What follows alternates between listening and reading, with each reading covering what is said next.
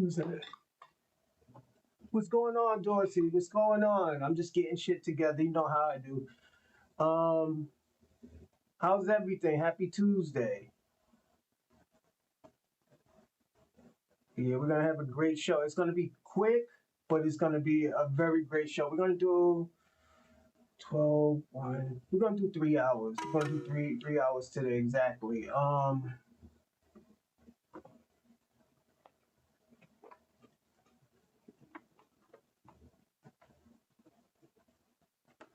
So yeah, we're gonna do good today.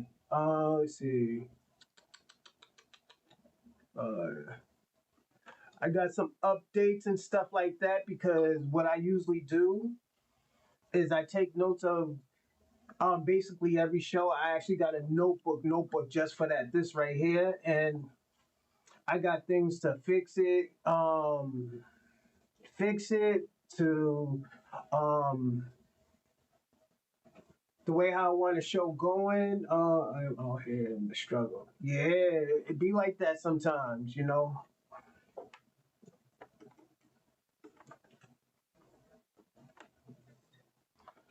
Um, but I got some great ideas. I got a good show today. It's real good. It's actually a black show, Black American Foundational Black ADOS Freedmen show. Um, it's hold on. So the show is hold on, because I have to go back here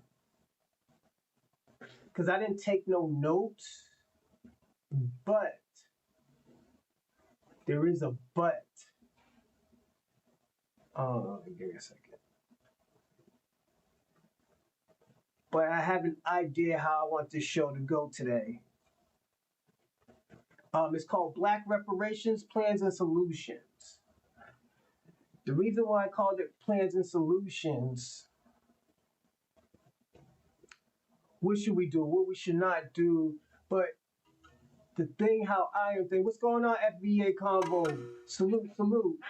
Um, the way how I want to do this show today, I got new rules. I've been talking to Bobby. Bobby, I usually do business with and stuff like that. He puts my information out in Twitter. I'm on Twitter, but he puts my stuff out on Twitter mostly. I do want to say this. If somebody gets on a panel, they got to stay on topic. We can't be going all around like batshit. Um, because I was getting critiques. And the reason why I say I was getting critiques is because I said I want to make this show better. And if I have to make my hold on one second. If you do not make this change,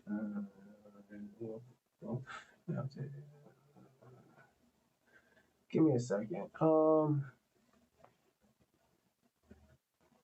Because I know I have some type of meeting. Okay, that's Friday. 3:30. All right.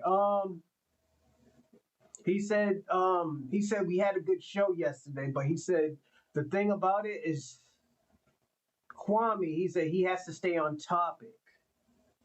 He was like he was going all around like batshit, and um, some people were talk. Some people was talking to him because he's basically the border advisor. He was saying he's like, "Yo, you can't be doing having shows like that because people will be turned off because they don't know what the fuck y'all are talking about."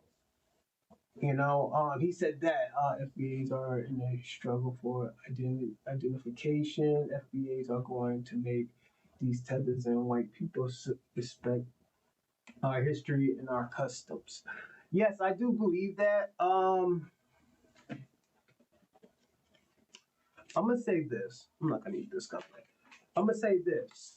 Um, one thing, one thing I do agree with Captain Tazaria to a certain extent, and I was listening to him, and I try to not look at it as like, yo, this nigga is being disrespectful to us. I looked at it as like, let's prove this nigga wrong. Um, he said people don't respect Black Americans.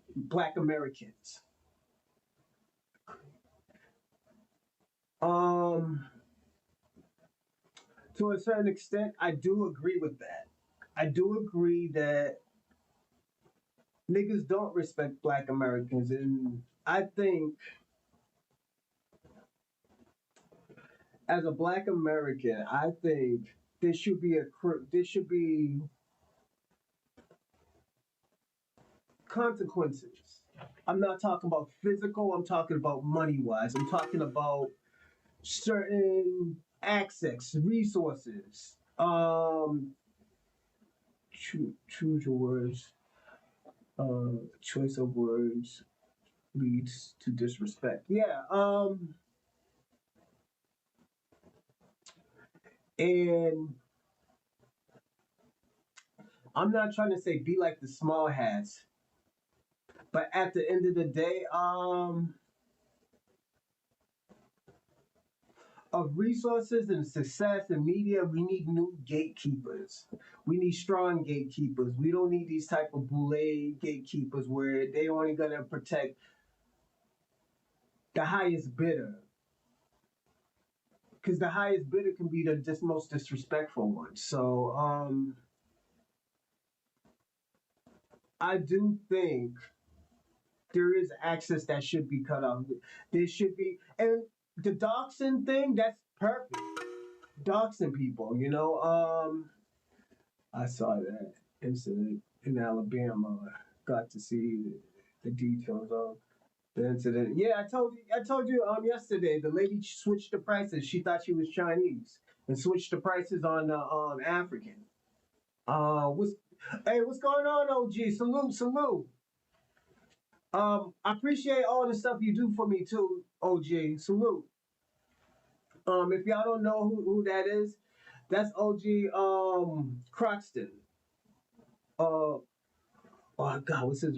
I'm gonna tell him your full name. Hold on, give me a second, everyone.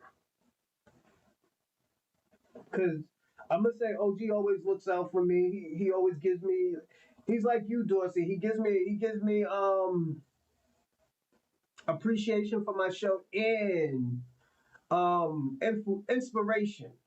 I will say that, and I want to say his full. I want to say his not his full name, but um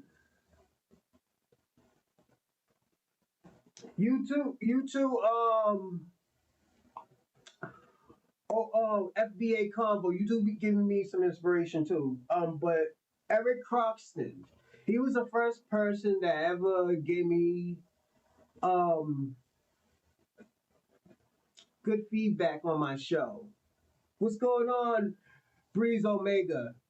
Salute, salute, salute. Um, but definitely salute to Mr. Eric Croxton, OG. I call him OG Croxton, but that's Eric Croxton. He's always been a good person. He always, As I say, he always gave me good inspiration. So salute to him. Salute. Um, but yeah, I kind of got was I kind of got with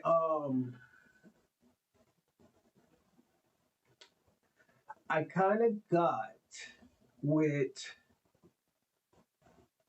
um Captain Tazaria was kind of saying, yo, really, lost my man. Probably last night. Oh shit. Um, but yeah, it's I kind of got with Captain Tazaria to say that I'm on a thing that oh like yo this nigga's trying to disrespectful. I'm on that time of like yo how can I prove this nigga wrong?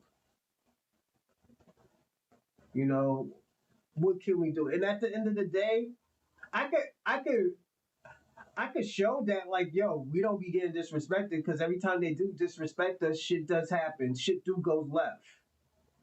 You know, but right now we're in a situation of making examples out of people, and I think this is what's gonna have to happen. Make an example out of people um socially and financially. Cat was off cold. Cat was off cold, but one thing I'm gonna tell you, an angry man and a drunk man never lies. This is how Cap has been feeling for a very long time. Yeah, Professor Professor Smalls crashed out too, and this is what I wanted to talk about today. Um, he was off cold too, but with me, I don't think with Professor Smalls, this is what is gonna end up happening. Um, he's gonna end up apologizing. I don't know why. I don't know who's gonna make him, but he's gonna end up apologizing because he's gonna understand that foundational Black Americans always supported him. Black Americans always supported him. The freedmen always supported Professor Smalls. We was his majority of supporters. If you look at Pan Africans and immigrants, they talked crazy about him. He's gonna come to facts where he's gonna say, "Yo, I was wrong, my fault," and how does this all?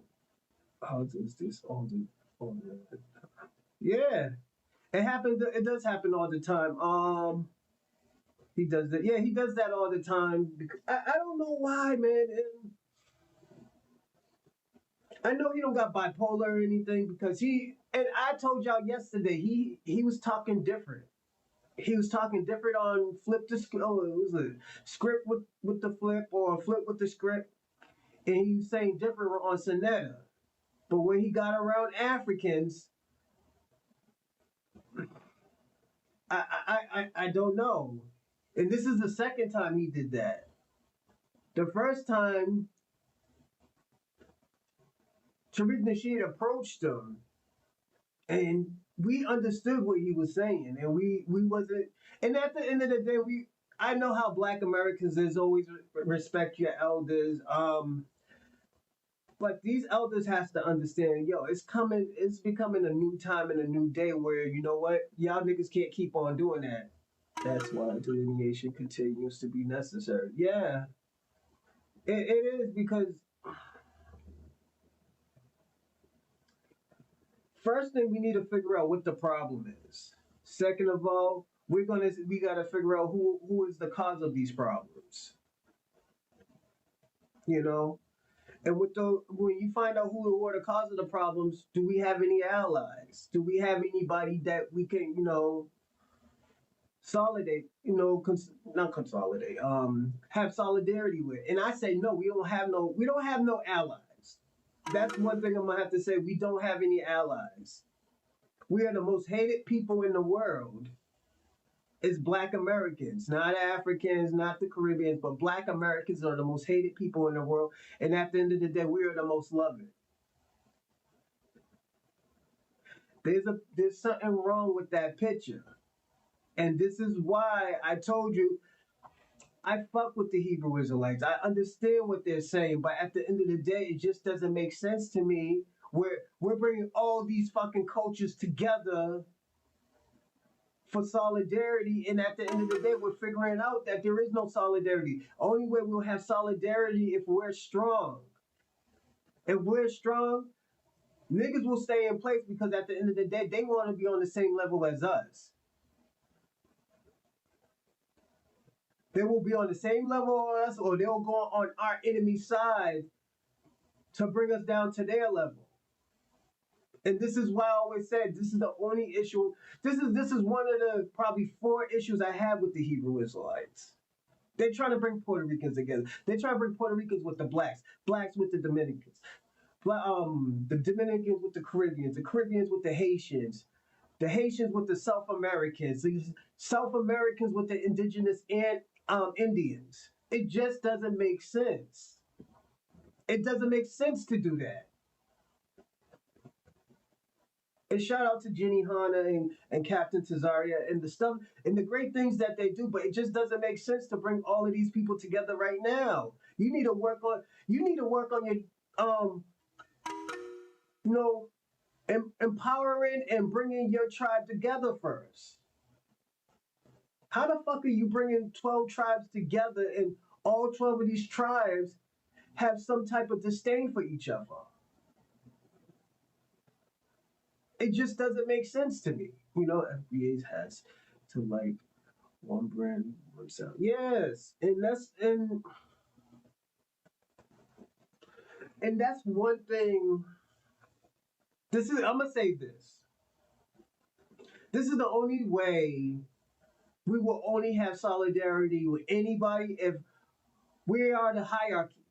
If we're not the hierarchy, then at the end of the day, we can't trust these other people because at the end of the day, we see what happens when there's different hierarchies of different cultures. They're gonna put their culture first.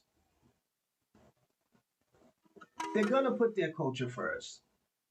Not being friends. Facts. That's true, Mr. Croxton. But it's just a lot of these immigrants are frickled.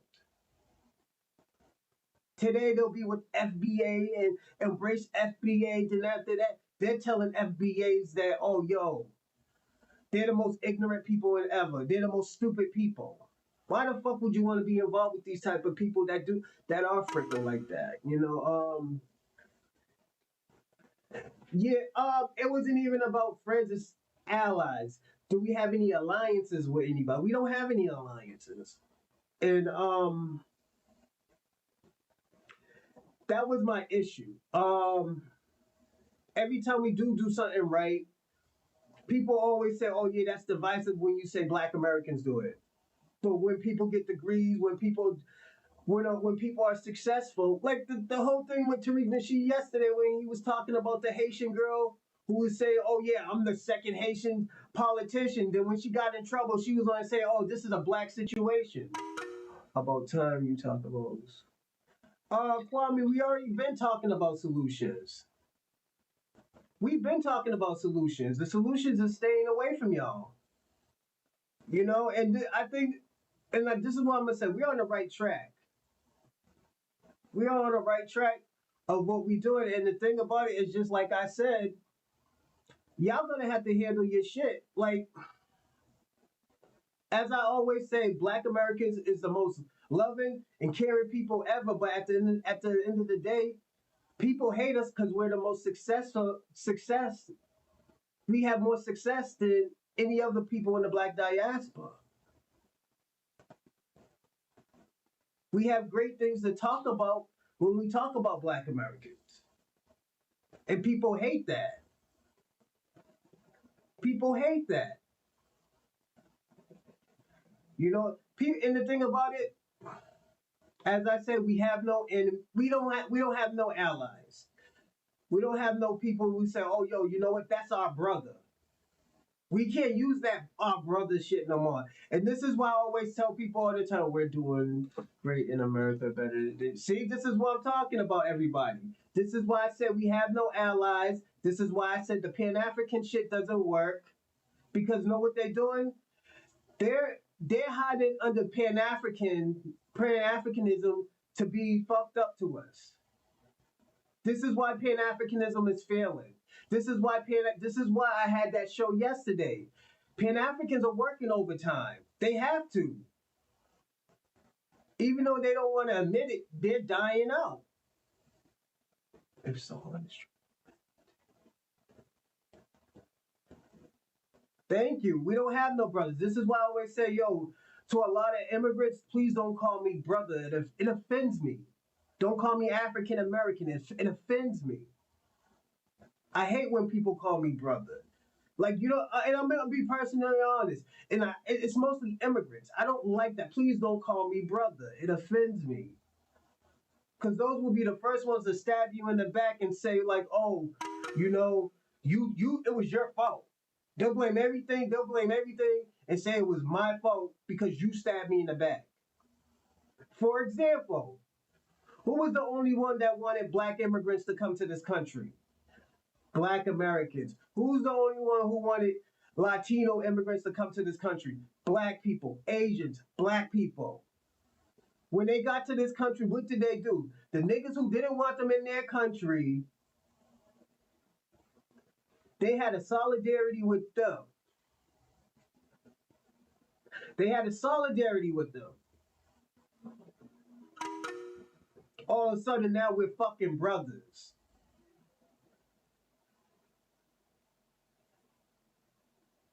Don't call me brother. It offends me. It offends me. I have an issue with that. Fuck Pan-Africanism. I can't wait until the shit dies. It's dying, and I'm gonna say this. Pan-Africanism is dying like a cancer. It's dying very slowly and painfully. We seen these old niggas crash out. We seen these old niggas lie about these immigrant countries. Like, Kwame, let me ask you a question. If you told me yesterday, and I was thinking about, you said Jamaica came over here to build. I started thinking, what is the biggest building in their country? Kwame, you know what's the biggest building in your country? We understand the jealousy. We can help you out. I'm gonna show y'all the biggest building in Jamaica.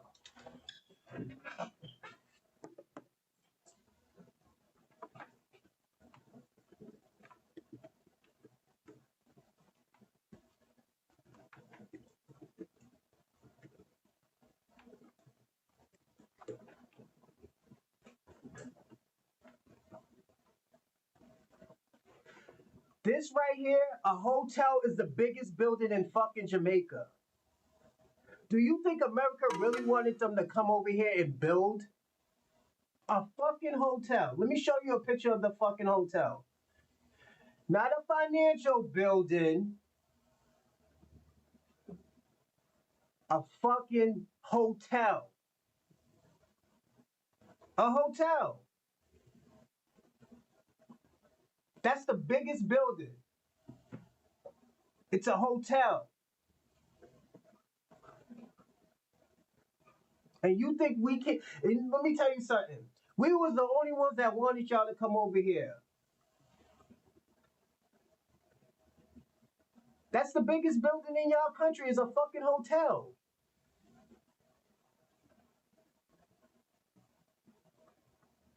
It's a hotel. Now I'm gonna ask y'all a question. Foundational Black Americans, ADOS, even if you call yourself a fucking African American, I don't care. A nigga who built a hotel, do you believe that they can expand as fast as Black Americans can?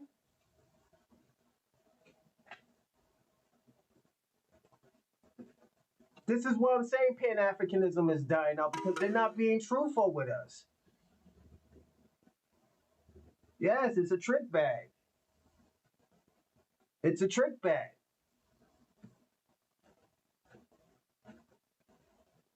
Now the question is, why do we want help from these niggas? Why do we want anything to do with these niggas?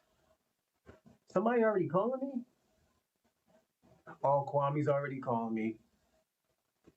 Oh.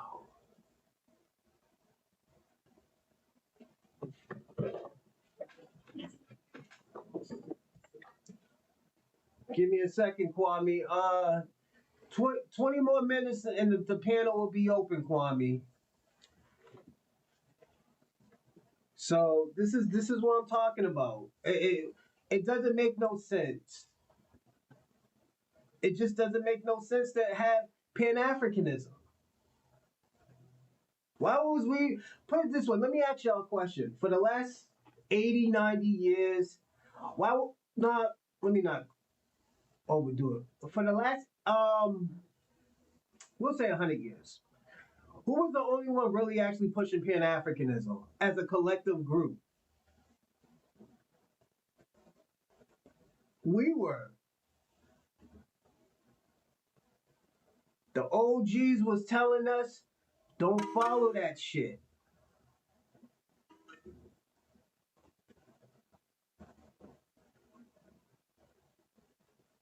Yeah. Professor Smalls was, yo, let me tell you something. Professor Smalls has done a lot of great things. And I know a lot of these Pan Africans call him a grifter, but he has been a scholar to the community. And this is why a lot of niggas is not really giving him a pass. But at the end of the day, we're just respecting how he feel out of default. And I gotta be personally honest. We're respecting him as out of default. Because all the work that he has put into the community. I want to say foul shit to Dr. Professor Smalls, but I can't do that shit. I can't do. There's certain people I can't. I feel like I really can't do that too. One is him, one is Cap.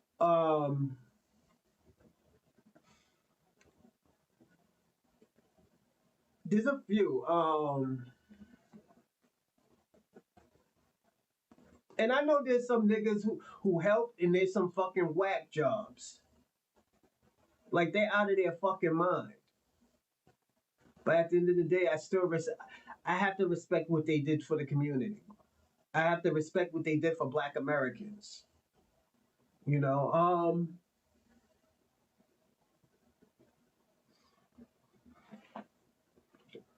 like I would say this. In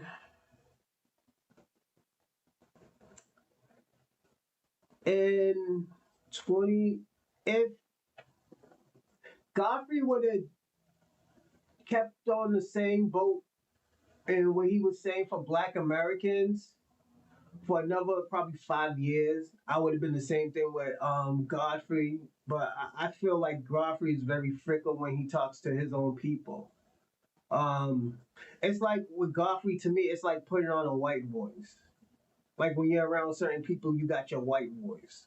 Me, I'm gonna tell y'all this. Once I stopped giving a fuck, um, I stopped. I stopped trying to have, make me feel. I mean, have people comfortable around me. I didn't have a white voice, but at the end of the day, I barely said anything. I was a listener and shit like that. That's another thing Bobby told me to do is listen more to what people are saying, even when it's wrong. Um,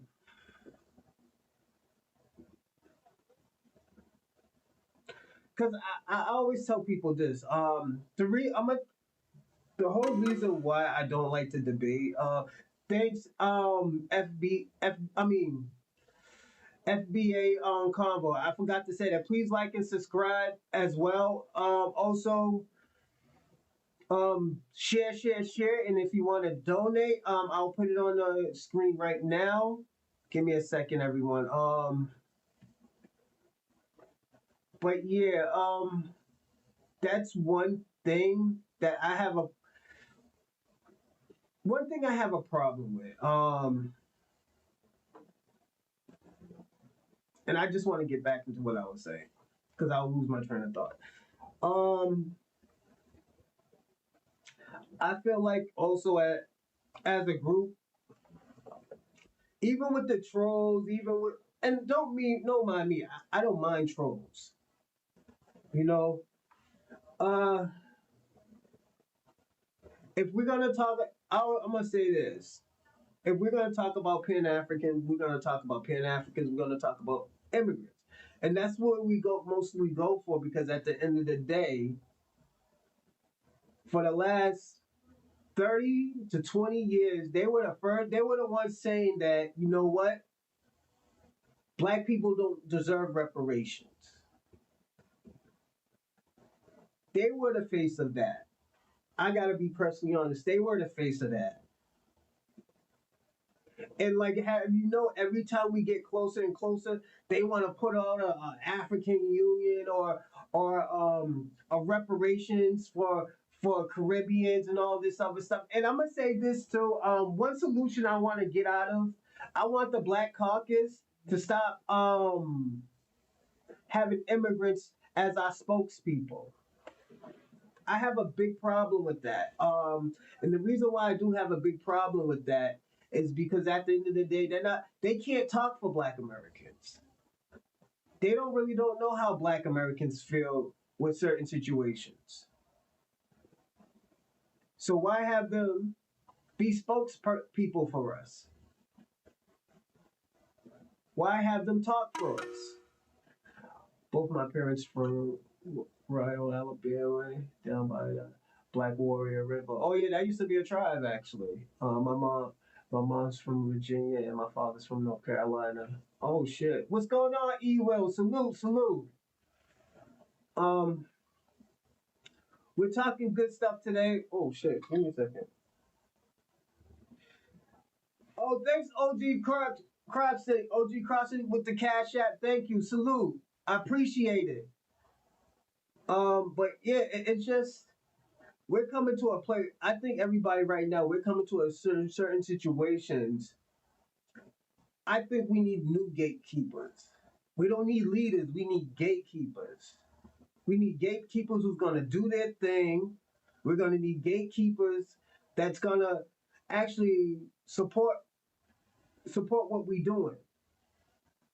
No matter, and the thing about it, I'm gonna get out of this whole situation right now, like back in the days, because at the end of the day, we know, and I'm gonna say this, we know in this generation that we can have gatekeepers and politicians that are celebrities now, that are athletes, that can't speak up for us. This is a new day of age. We can't use this old way of thinking anymore. You know? We can't use this old way of thinking. Reparations for what? You were never a slave. Get over it. Shout out to Frankly, whatever. I would say this. You're not even Black American, so you're not even qualified to tell us what we want or what we deserve. You deserve to go back to your own country and fix it. But that's not my place to say it because at the end of the day, that's your country. That's your situation. I'm just being personally honest. Africans, Africa and Africans do not need help from anyone. Africans are paving the way for freedom. Africans in America must understand that freedom comes from land and resources. Shabaka, I'm gonna say this: the country says differently. We heard what the countrymen that said what they say in these countries. Let me ask you a question, Shabaka. Why is Africa the most poorest continent in the world? Why do they always say Africa's failure is the world's success? Like you can keep on lying and say, oh yeah, we're coming together and all. We see through the bullshit, Shabaka, man. And at the end of the day, all we could do is pray for your people. But at the end of the day, we wasn't gonna help anymore. You telling us, oh, we don't need the help. We wasn't gonna help in the first place. We are tired of helping you.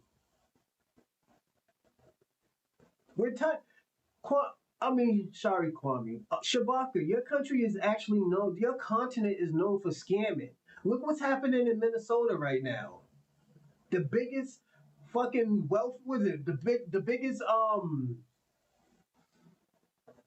what is it? Welfare scam in ever is by Africans? Like, can we really talk about that? It's a waste of time talking to them people. Yeah, it's just, y'all niggas is doing so bad. It's just, we know it's a cry for desperation. We know this is a cry for desperation. And I understand and I get it. But at the end of the day, it's time to y'all. It's time for y'all to stand on your 2 feet. Like really stand on your 2 feet. Really go to your countries and fix it. Really say do what you really say. We can't keep lying no more. We can't keep on doing the lying. It's getting played out. You mean with Africans is primarily and people without it's not the Africans. Africa is no, it's not, Shabaka. It's always gonna be Russia. You know why? Because Russia's walking into your country because you know why? You're leaving your door open. Yeah, tether fatigue, man. As I told you, freshman, Kwame. So I'm gonna say this: Kwame exposed them all.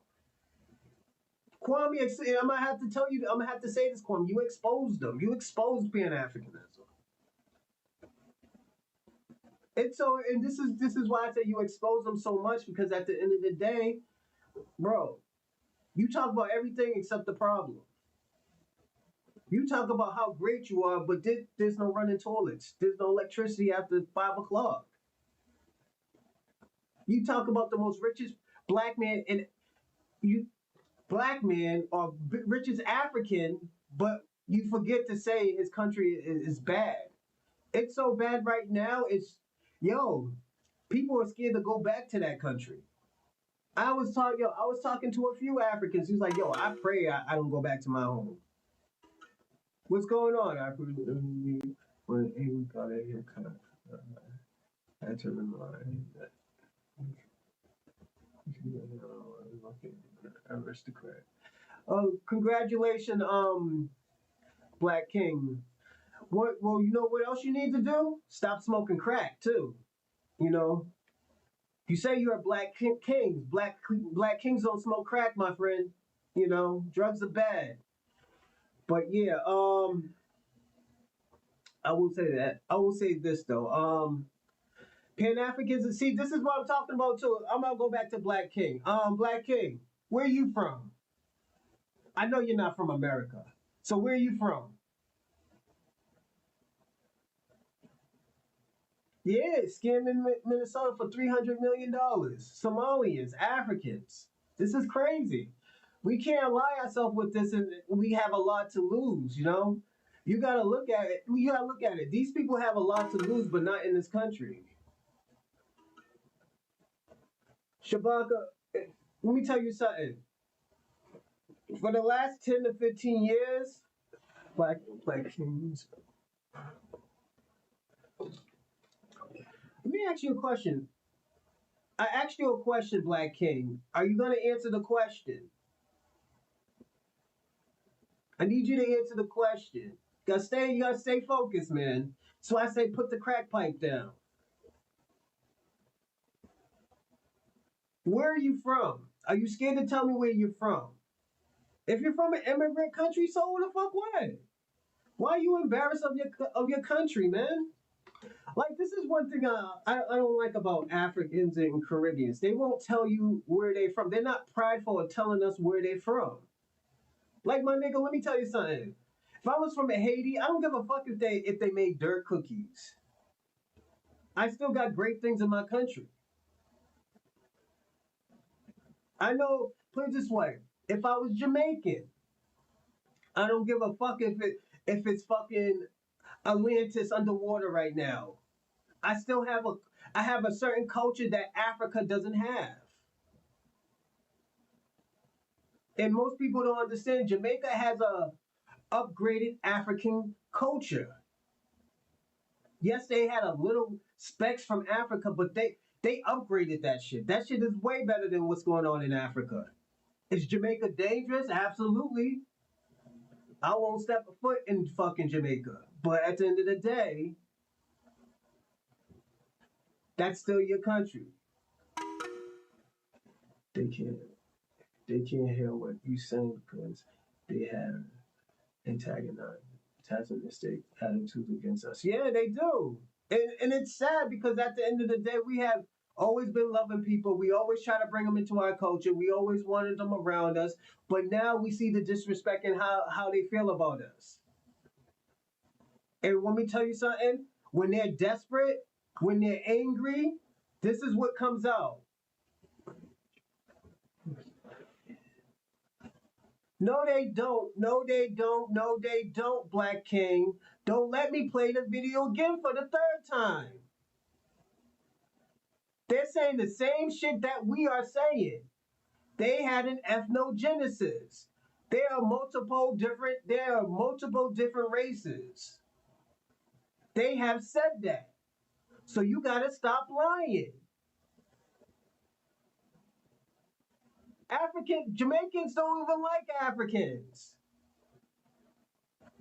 Jamaicans don't even like Africans. So I'm tired of y'all. I'm tired of y'all tethers, y'all Pan Africans lying. Y'all are the biggest liars ever. And it's sickening because at the end of the day, y'all don't have to lie about that because y'all have a beautiful culture that Africa doesn't have. What the fuck is wrong with that? What the fuck is wrong with that? Y'all got a great culture. You don't have to give all your fucking efforts and all the blood, sweat, and tears and all that shit that y'all been through in fucking Jamaica to Africans that sold you, that sold your ancestors, that put you in that situation that as it is that you are, was it probably fucking 80 years ago, 70 years ago? Like, come on.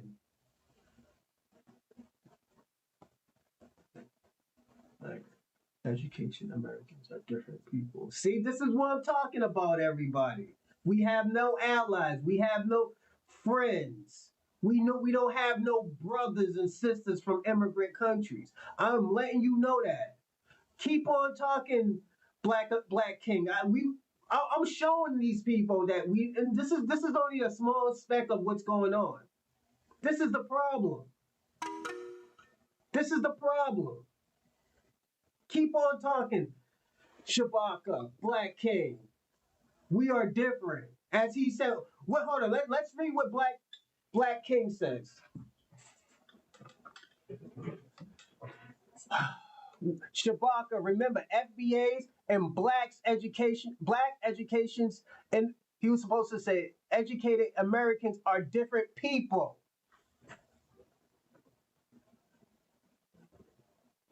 Now, what does that mean, Black King? This is why we have no friends. Thank you, Black King. This is why I don't block y'all niggas.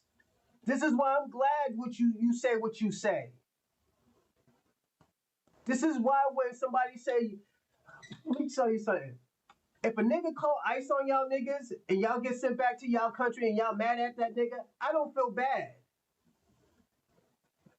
And I'm gonna tell all of y'all Black Americans gotta start having thick skin and start having sympathies for niggas who don't have sympathy for y'all. As Black King says, he don't give a fuck about Black Americans. He don't like Black Americans. This is what's showing. The jealousy, the envy, the lying, the scamming. And what he says, we are different. They are different people. We are different. This is what he's saying. This is what he's saying. This is what a Jamaican's saying.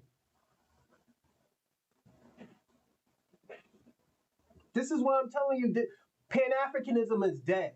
Black Americans is moving away from that shit. And they're mad about that. They are mad. This is why they're doing overtime. This is why I had that. This is why I had that topic question yesterday. That topic. It was a topic. It wasn't no question. It was a topic. They're doing extra work, man. This is what it means, man. Shout out to Freshman 004. That's Let's Get It. 004. Salute, salute, salute. But yeah, it's just, this is why we can't listen to them about our history. We can't listen to them about anything. Anything. Now, I'm going to ask y'all a question. If they were saying, yo, they were with us when we was making hip-hop, do you really believe that now? They can't even tell us the truth about how they really feel about us. They have to be mad at us, have to have real jealousy to tell us what's really going on with us, how they really feel about us. Do we have some riders? Yes. Do they have some riders? Absolutely, we have some riders that really fuck with us, that is from a different diaspora. Like America's moving away from anything. Only have. See, that's go on, keep on talking, Black King. Go on, Black King. And this is why I was pissed off that they gave y'all $12 million to help y'all with y'all fucking country. They should have used that $12 million to prosecute half y'all motherfuckers here. I'm gonna be personally honest.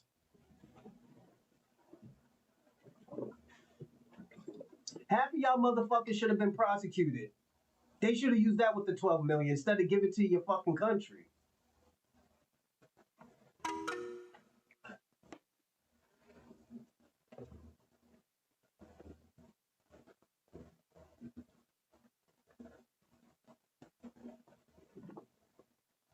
Then we got Shabaka the Democrat cards playing of being black, knowing that he ain't Black American, knowing that he's a fucking African. Knowing that he's a fucking African and say, oh, I'm an African from America. Nigga, you are an anchor baby or you're an African. Why are you, why? Let me ask y'all a question. Look at this nigga's. See, look at, he's mad now because I just exposed you. And the thing about this Black King, I exposed you because at the end of the day, this is how you always feel. And you know what? I'm going to clip this. I'm going to show people, okay, yeah, this is how these people feel about us. And I'm going to put your name too. I'm going to put your name where you're going to have to change it again. Oh yeah, Black King. I'm going to say this, everybody. This is how you dox niggas now. This is how you dox niggas. And know what? If it gets you views, it gets you views. It's a part of the game now. This is how we playing, yo, Black King. I have to, man. You're forcing my hand. You're forcing my hand, player. And I don't care, yada, yada, yada, and you're going to change your name. I bet you any amount of money you're going to change your name.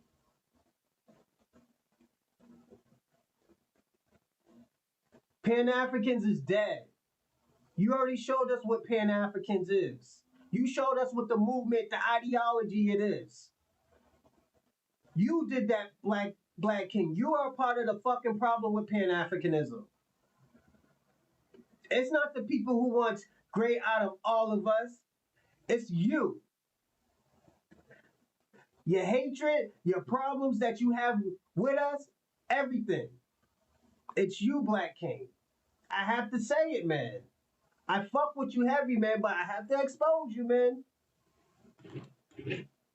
I have to. Give me a second.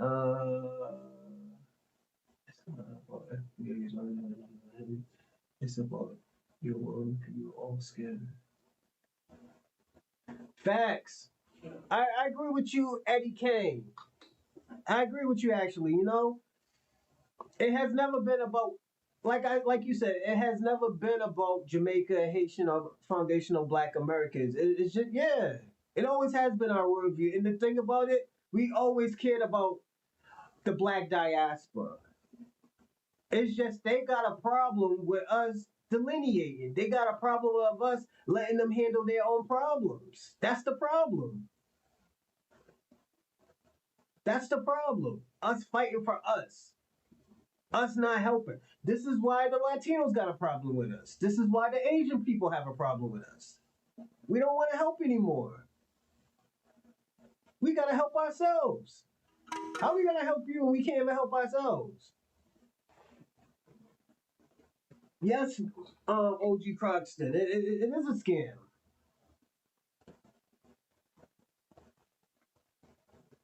It is a scam.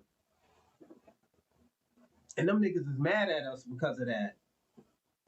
They mad because we don't want to be Pan African. We don't want to support Pan African anymore. Look what type of look what type of spree that Dr. Umar went on. It's so bad that he got caught talking to a transgender. He thought it was a woman. Nigga. He got caught with the okey doke. It's Pan Africanism right there. What about free one-way tickets back to any? Why would I want to go back to Africa? What about a freeway ticket back to the Caucasus Mountains of Georgia, Russia? How about that? Aren't you from them fucking caves? Huh, Adam? I hope you subscribe too, Adam. You need to subscribe. I let you talk your racist, dumb Caucasus Mountain ideology. You can at least subscribe and donate. I know you live in a trailer, but at the end of the day, I know you collect cans with St. Michael's and smoke meth, but that's over my pay grade. That got nothing to do with me. With you smoking meth. 100%. Thank you. At least subscribe. Thank you. But yeah, shout out to Adam B. Peace, FBA family. My signs always. Salute, OG Croxton. Salute. But yeah, it's just like it's like let me give you an example. Adam B. He don't like Black Americans, but you're in a Black American space. How much you want? Why? If you want to stay away from Black Americans that bad, why are you on my channel? This is why I don't get white supremacy. I live in a gun. Shout out to Adam B. At least you got a sense of humor. Salute to you, man. I know you're a white supremacist, but salute.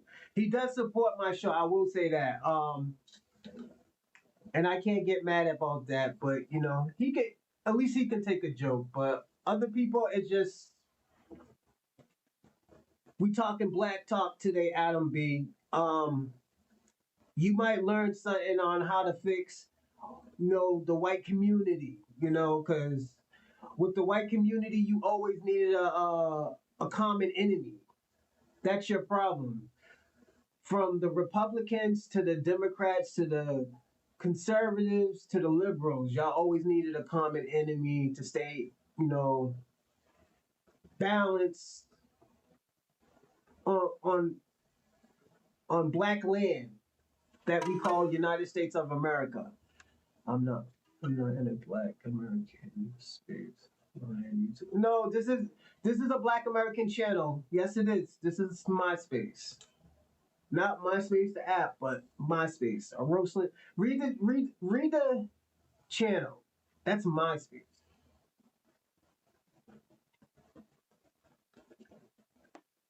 And you can't even tell me what you are. So it's you so worried about a black man sagging his pants. What are you trying to tell me?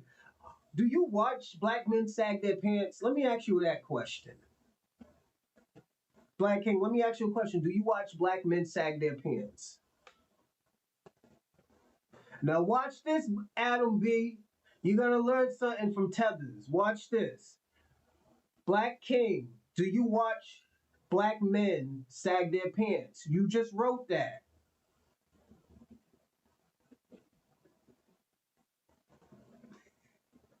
This is what you do, Adam B.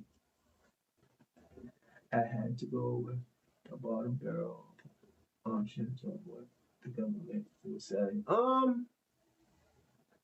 Let me ask you a question. Say, Adam B. I heard this. Um, White Americans are starting to go to Europe. Is that true? Are you going to leave America to go to Europe with the fucked up weather? No, that is a cultural. No, no, no, no. That's a prison thing. That's a prison thing. Black King, you didn't answer the question. No, that is a. No, no, no, no. How do you know black Americans sag their pants? How do you know it's a cultural thing? This is how you get people. They like to say suspect things and suspicious things like black men sagging their pants. How do you know black men sag their pants? Sag their pants. Do you watch them? Do you count how many black men are sagging their pants? Salute Shorty McGriff. Salute. We talking to Black King over here watching black men sag their pants. He was counting how many black men were sagging their pants. I think it's weird. I'm gonna say that. I think it's weird that you watch black men sag their pants.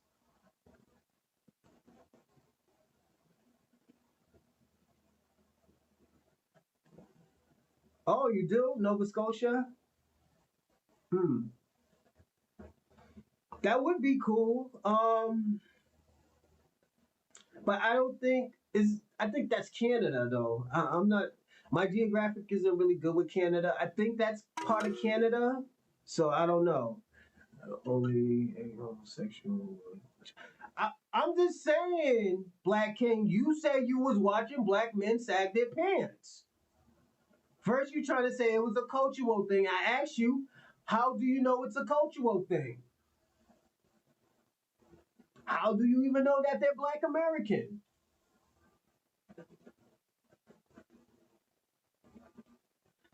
I just asked the question, Black King. How do you know Black American? How do you know black men sag their pants? Do you watch them? Like, I'm asking you a question. Like, what's wrong, man? What's the problem?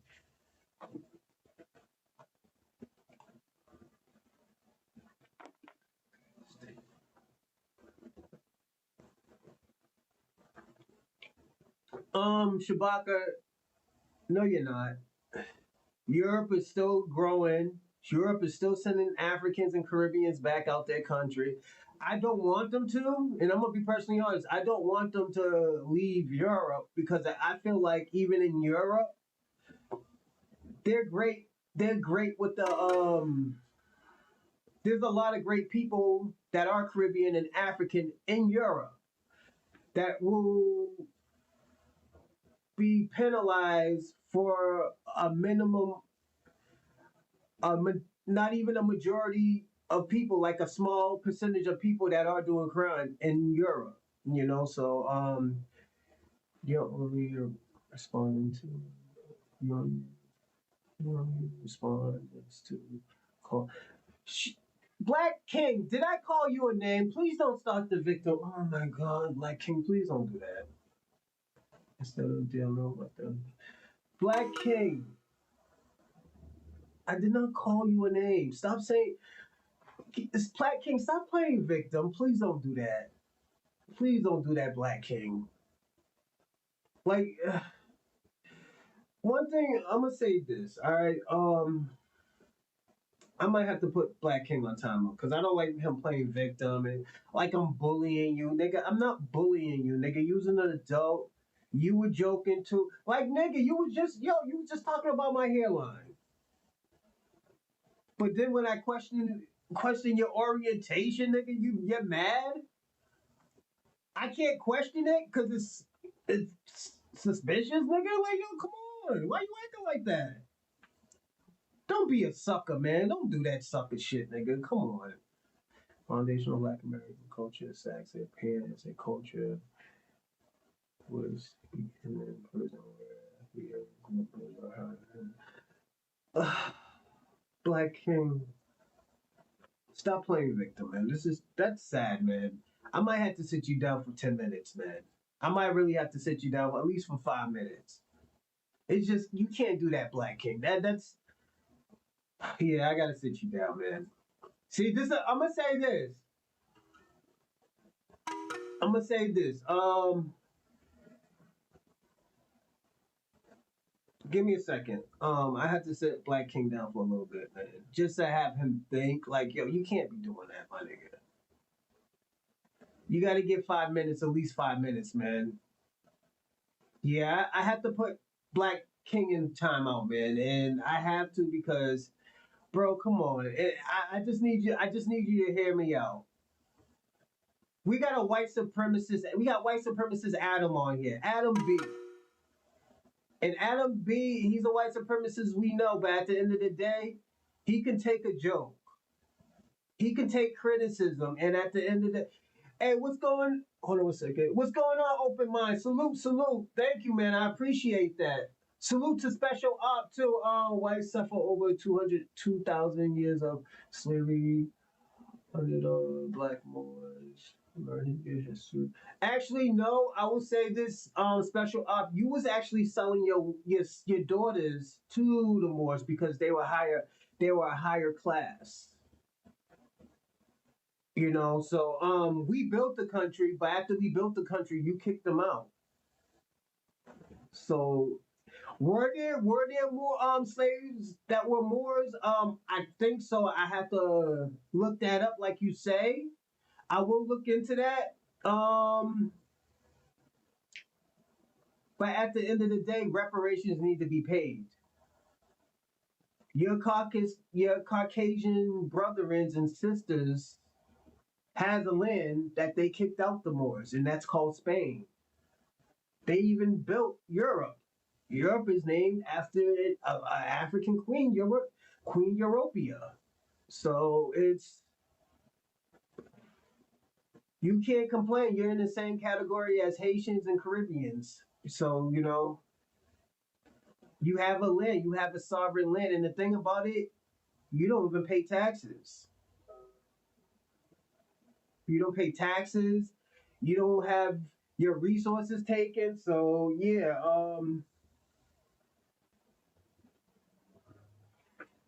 that's out.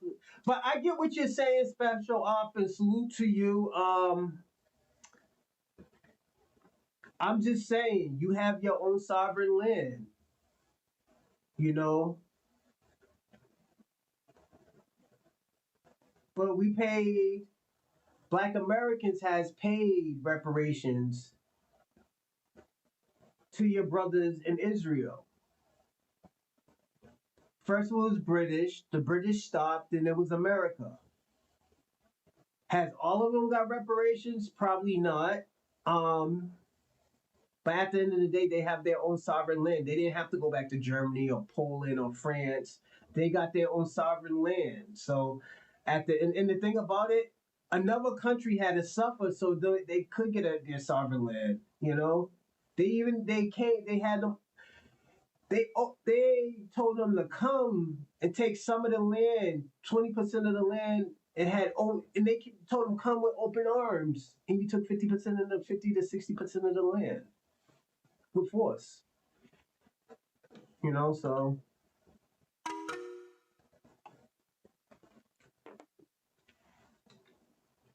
Shabaka. Let's see what Shabaka said. Howdy, folks. Shout out to Adam B. At least he got a. And the thing about it, the reason why I'm bigging up Adam B more than y'all immigrants, it's not because I fuck with white supremacists. Fuck white supremacy. You know, I don't need to kill them. You know, I don't need to kill white supremacists. They're killing themselves. You just leave them alone and you just see them go to war. It's like fucking battle royale. You know, who should get paid back first? Natives or well, technically, Black Americans they went through a paper genocide. Black Americans went through a paper genocide, also known as reclassification. So we were here. Most of us were here, but yes, there was Africans that were put in here. But at the end of the day, as what Jamaicans are going through and what they say about Africans, they are a melting pot of certain nationalities. You know, Pan Africanism or nothing. Nothing. We don't want Pan Africanism. Um, but yeah, it's just Jamaicans went through a melting pot, so they went through an ethnogenesis too. So they really can't call themselves Africans because they've been from Africa for over what 500 years, probably more. You know, so it's just and don't forget they're probably mixed with Taino Indians, Africans, Irish, European, Chinese, Indian. You know, so they're a melting pot. They have been away from Africa for a very long time, and as long and even the longer it is, the farther they're gonna be away from Africa. It's like Fiji. You look at Fiji, they look like they are African, but they went through an ethnogenesis. They went through an ethnogenesis, so it's just like and shout out to Jamaica and the Jamaicans who are fighting back from saying like, oh yeah, we're African too. No, they get it now. They get what y'all gotta understand. Them real Jamaicans who are in their country, they get what we're talking about in America. They might have a problem with us, but they get what we're talking about in America when we saying like, yo, we're far moved from Africa because we are mixed with natives. We are mixed with Africans that came over here. We are mixed with Aboriginal blacks because there were black people already here. So after we mixed with Europeans, so it's just nigga, we mixed the Moors. We're mixed. We're a melting pot. The Jamaicans get it. Yeah, Pan Africans is KKK. Yeah, I feel that. Stop making shit up, bronze. It's start to study. Speak from knowledge. I am speaking from Shabaka. We showed a video yesterday again about Africa and how they feel about Africa. We talked about how they feel about Africa. And they feel the same way about Africa as we feel about Africa. We are far moved from Africa. The only people who want us to be with Africa is white supremacy and fucking Pan Africans. It's Pan Africans. Do we got African genetics? Absolutely. A lot of us has African genetics. You know, even white people, Asian people. Why does Nelson Mandela look like a fucking Chinaman? This is what we're talking about. Tyson Bedford. He has Asian genetics. That's in his genetic. This is Tyson Bedford, a nigga who's from what, Brooklyn, I think? This is what we're talking about. I don't need to lie, Shabaka. Why do I need to lie on an immigrant? And the thing about it, even though, let me tell you something, and it's crazy too. This is how loving black people is. Even though we're not gonna fight for you, we're still rooting for you. We're still rooting for the Jamaicans. We're still rooting for the African man. We're still rooting for the Latinos. Even though the Latinos have hatred for us. They have hatred for us. But at the end of the day, we still root for them. You know, we still root for them in there. And we're not talking about the people here. We're talking about the people at their country really fighting. Yeah, we do. Like, yeah, we joke about the dirt cookies and stuff like that, but at the end of the day, do you really think we want something to happen to those people? No, fuck no. Are you serious? Do you think we want something to happen to them Africans and all that fucking genocide? This is why we're telling y'all niggas to go back to your country and fight. Why does a fucking tether Nicki Minaj have to tell y'all niggas that what's going on in Nigeria? But the richest man in Nigeria lives there. But there's genocide going on there right now. It just is crazy. Stop coming and invest. Pour into your family, pour into your child, children, government. No, the thing I'm gonna say this, Eddie Kane. And shout out to you. It's coming. Because at the end of the day, the hands are being forced now.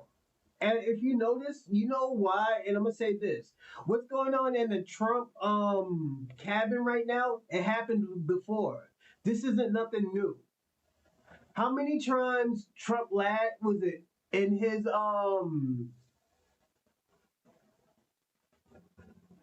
semester of being a president?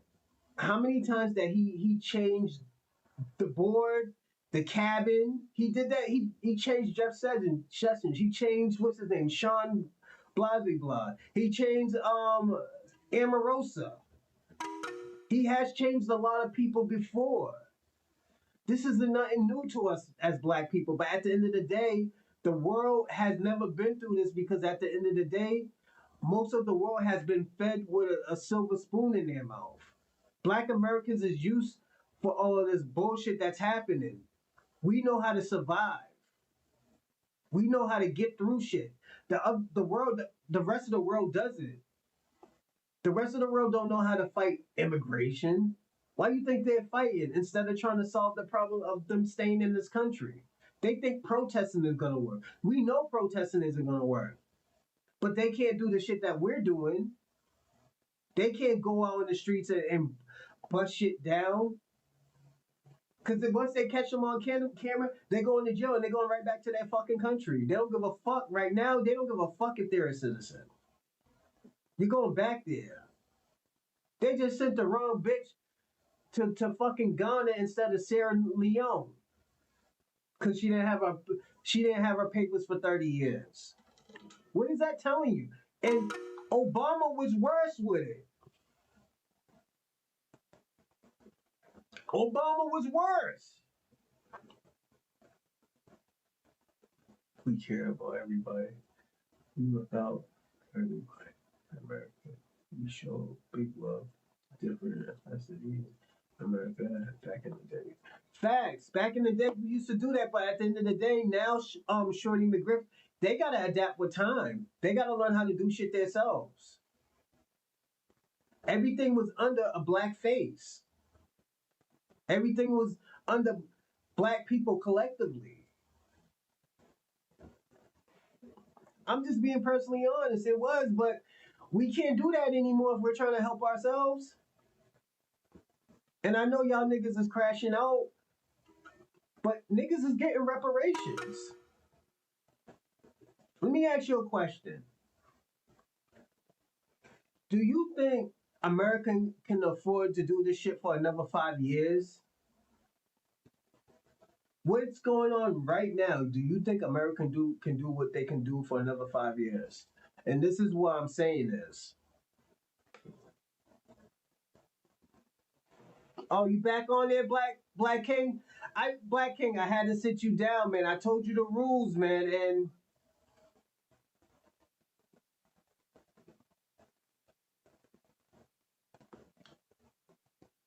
but yeah, I told you the rules, Black King.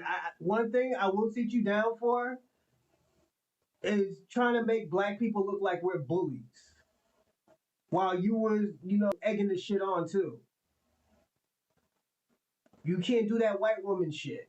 I gotta be personally honest, Black King. I didn't want to do it at all because at the end of the day, you're a good guy. You're a good guy, Black King, but at the end of the day, you can't do that immigrant shit. You know? I gotta be personally honest. You can't do that immigrant shit.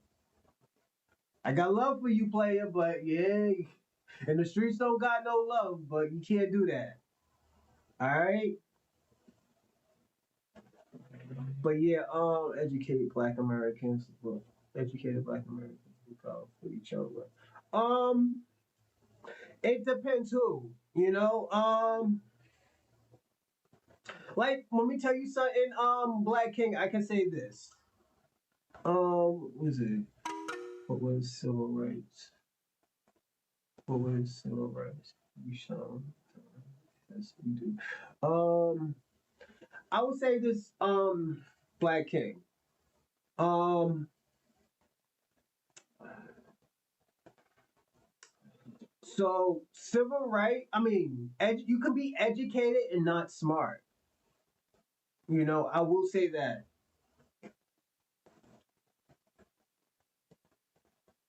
You're doing too much. Yeah, he is. I am a nerd, bro. All I do is watch congressional meetings and market movements, and the dollar is dying. Money is transforming under our. I believe that Eddie came, but the thing about it, as I said, when did this shit start happening? Let me ask you a question, Eddie King, because you're into stuff like that. When did this stuff started happening? You know, and I'm gonna start the show in another 10 minutes, all right? Because I want to show y'all certain things because we're staying on topic today.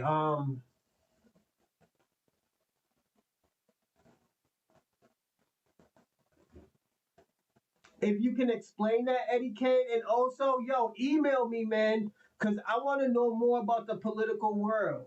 So definitely email me, Eddie Kane. Salute. Um,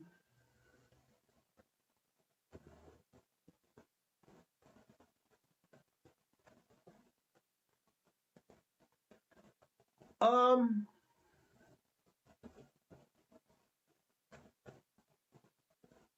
I would say this, Black King. I'll say this. I bet you there wasn't a lot of immigrants there.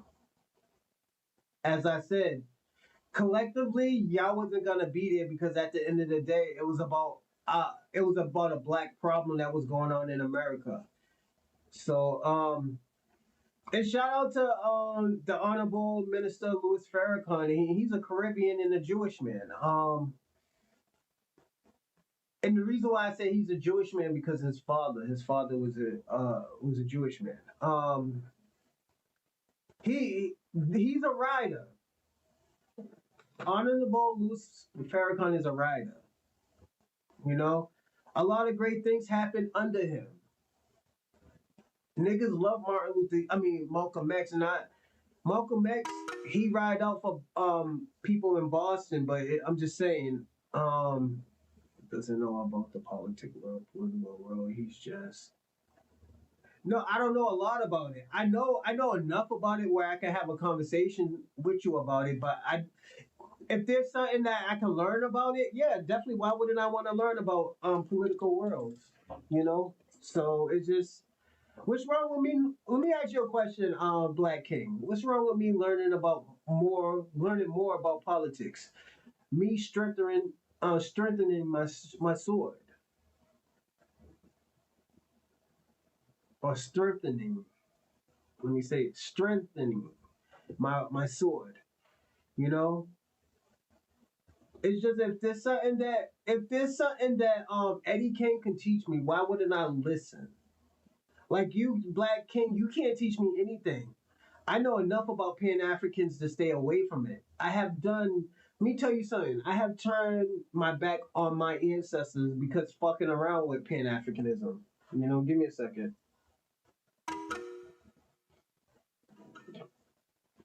You know,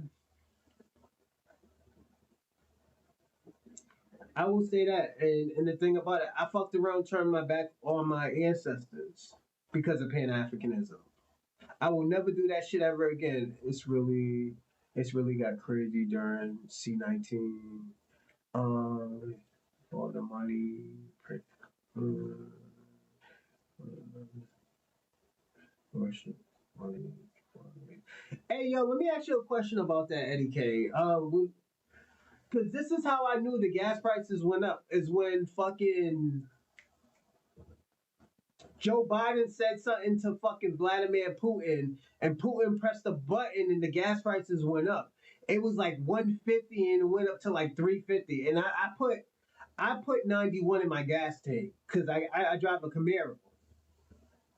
Um, my shit went up, and I'm like, yo, what the fuck is going on? My gas was like a $1.50 last week. What is going on?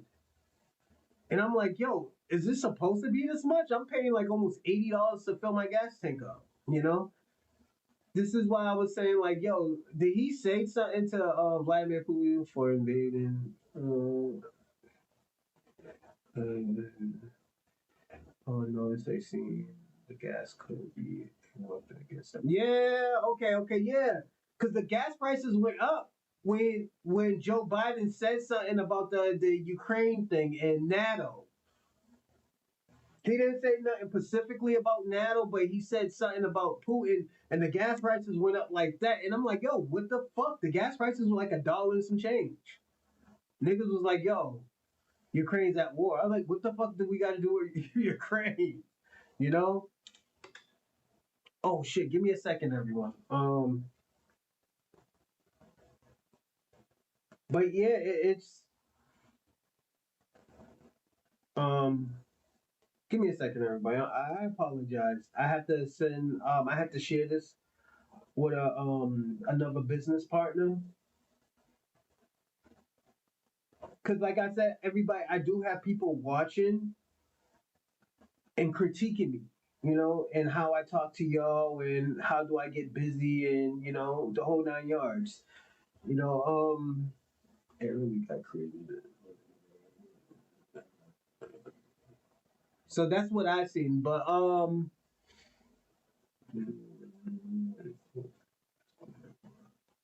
educated PSI.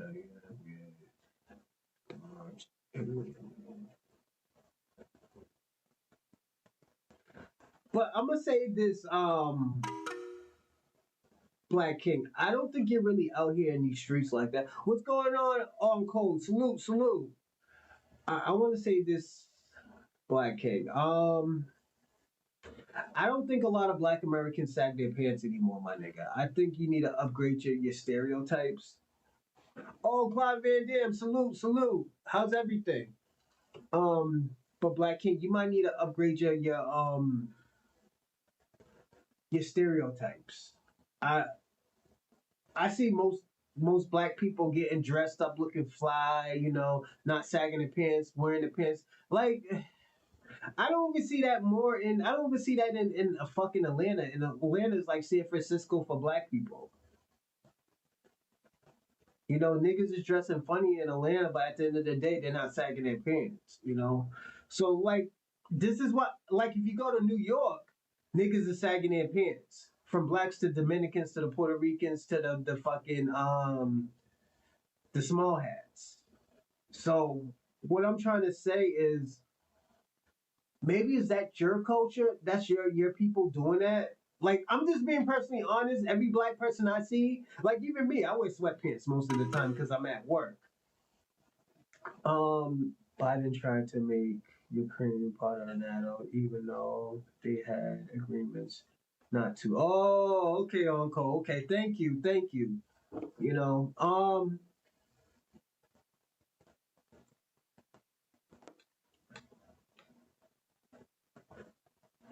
okay, thank you, Eddie Kane.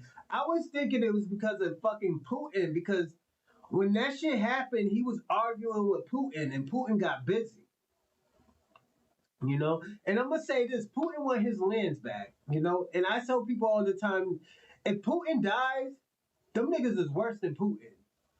The nigga who they got on the at the table, or who's second in command, he's worse than Putin. That nigga, yeah, he'll dumb out. What's going on, Ray FBA? Salute, salute. So are we gonna act like the quarter zip, the quarter zip shirt's cool? I, I got none. I'm 40. I don't know the quarter zip shirts. But it's like I said, hey, Ray Ray, as I told everybody, even Pan Africans, the reason why they're failing, they can't adapt with the time. The reason why the white supremacists is failing, they're not adapting with time. Um, the only thing that the liberals is doing right is letting people. I wouldn't say accepting what's going on with adapting with time, but at least they camouflaging themselves that they're adapting with the time. They're camouflaging themselves, So that's why the liberals are winning. This is why the niggas with the lace fronts are winning. This is why niggas who hug trees are winning. You know, they're winning because they're adapting with the times. There are gonna be niggas that's gonna be wearing dresses and shit like that. You can't just bug out and say like, yo, I can't wait. I wanted to go back to the 1960s, nigga. In the 1960s, niggas was fighting for freedom for civil rights. So I don't want to go back to the 60s, nigga. I'm cool with the 2025s, but nigga want to be weird. Let that nigga be weird, nigga. The quarter zips is a strictly. He's gonna blame it. I'm gonna tell y'all this. Uh, I'm gonna call you Karen King, Karen Black King. Karen Black King is always gonna blame black people, and he's always gonna play victim. So don't take him too serious. I fuck with him heavy, but at the end of the day, I kick niggas' backs, and he's an immigrant anyway, so he got no loyalty to me. Like, yo, he's not gonna be loyal to me, my nigga. If I'm down and out, that nigga's like, oh, nigga, what the fuck did you do? Instead of like, yo, damn, are you put in a bad situation or something? Like, yeah. My son, 8th grade, who recorded it outside for public school. Yeah. Yo, Ray Ray's nuts out here, man. There was one to dress like it. The father, to dress like that. Yeah, man, it's fucking nuts out here, man. I will say this: most black people know how to dress. This is why that title came up, the Black Dandy. If you know what a Black Dandy is, you understand what I'm talking about. Black Americans has always been fashionable. Even certain shit is weird. People people latches onto it. I will say that. But I'm gonna start a video, everybody. Thank you for being in the live chat. I'm starting to be more organized with this now. I got critique yesterday, so I'll say this: once a year, I get critiqued by the people I'm in business with. They do watch this show. They do see all y'all comments and stuff like that. And they want me to tell you that they do appreciate all the comments and the donations and stuff that you put towards this show. Um, I remember when this show was just had a couch over here with a big light right here, no lights and stuff like that, and it was just on some weird shit. This wasn't here, that wasn't there. I didn't have no sneakers all up there. I was raggedy, my nigga. I'm gonna be personally honest. I was raggedy when I was doing this and stuff because at the end of the day, I was going through a time where it wasn't money problems. It was just other people had problems that were in my circle, so I had to help them out. Um, I say all that to say we U.S. Black Americans or others, we have to give in in the financial gain because we may have 10 years left. Um, I would say 20. And the reason why I say 20, Eddie Kane, is because a lot of people, and I'm gonna say this, Japan's going through a population problem right now, and the people that they're asking for is Black Americans. They're not asking for Caribbeans or Africans. They're asking for Black Americans because Japanese understand genetics. They understand Black Americans have probably the best genetics in the world. You know, they rather fuck with a Black American who's 5'6", 5'7". But you know that, I don't know what it is, if it's a struggle thing and people can overcome in their genetics. And this is why I feel like with Black Americans and all the stuff that we have achieved and to be proud of, um, the world sees. The world see that, like, when Black Americans was in slavery and they were doing everything, they created this fucking country. But now there's other stories coming out. There's more. The full stories coming out is that a lot of Black Americans were fighting. People just keep on telling this one side of the story, but they forget the other side of the story where about the legendary John Horse. That was a Black American that never was a slave. The Black Seminoles, the Black Creeks, and other native tribes that were Black. Um, One thing I'm gonna tell you this, Adam B. In the next probably 100 years, most of your white people are gonna be mixed. Most of the white people are gonna be mixed, and the reason why, as I say, y'all have no loyalty to each other. And I'm not trying to shit on you. It's just y'all don't have loyalty to each other. Your loyalty always been into power, and that's what always killed people. Was power. If one man has only power, or only a small circle has power, your race is gonna die out, or your race is gonna. And yeah, I'm gonna say this. Yeah, you're going through a breeding genocide. It's like a lot of y'all not having baby, or you going through a problem as a lot of a lot of y'all motherfuckers are not having babies, or a lot of y'all motherfuckers is mixing. A lot of y'all motherfuckers is mixing. So at the end of the day, a Black person can be mixed and Black Americans have strong genetics. They might look like a fucking Arab, but they're Black Americans, because Black Americans come in. I think us and certain parts of the Caribbeans come in certain, like, different colors, because we are a mutation of other races. This is why you could say, yeah, they're foundational Black Americans. This is why you could say they're Jamaicans. You could say Trinidadians, because they are a mutation of of other races. They created a whole new race. This is why people don't like the name foundational Black Americans. Because you know why? They're empowering their ancestors that was on American soil. And not everybody, I'm gonna put it this way, and not everybody can say that, like, yo, you know what? My native land is America. Like, I'm gonna say this, Adam B. You can't really say your land is America, because you can say, oh yeah, I'm part German, I'm part British. You're part Welsh, you're Irish.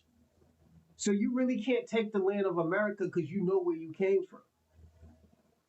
Like, you know where specifically you came from.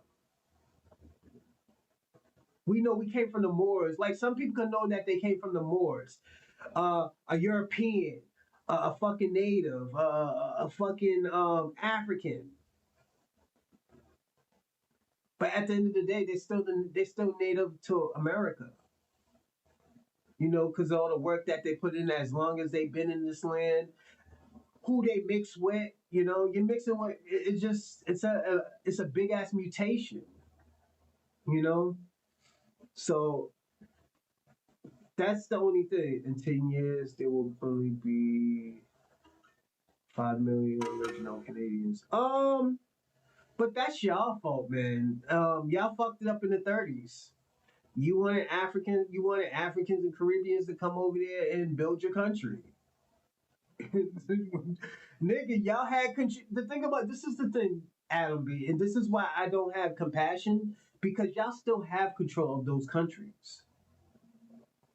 It's just now you can't deport them niggas because at the end of the day, they're like 4 or 5 generations in Canada.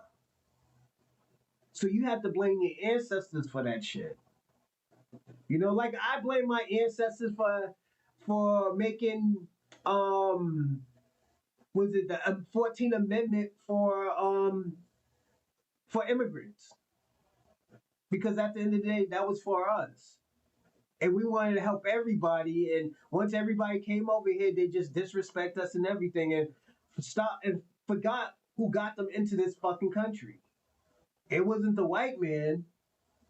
It wasn't the fucking Latino. It was the black man that went through everything, that wanted everybody to be equal. So it just, this is why I said this is the solution. The thing what we just talked about, this was the plan of what was supposed to happen. We talked about the plans of what's going on. Eddie Kane gave a great um answer. He said, "Yo, we need to get into the financial game. We need to get into the political game." And he is right. Once we get into that, it's a wrap. It's a wrap. Once you start seeing black American faces in the political game, it's a wrap. And they're staying on code. Let me tell you something. The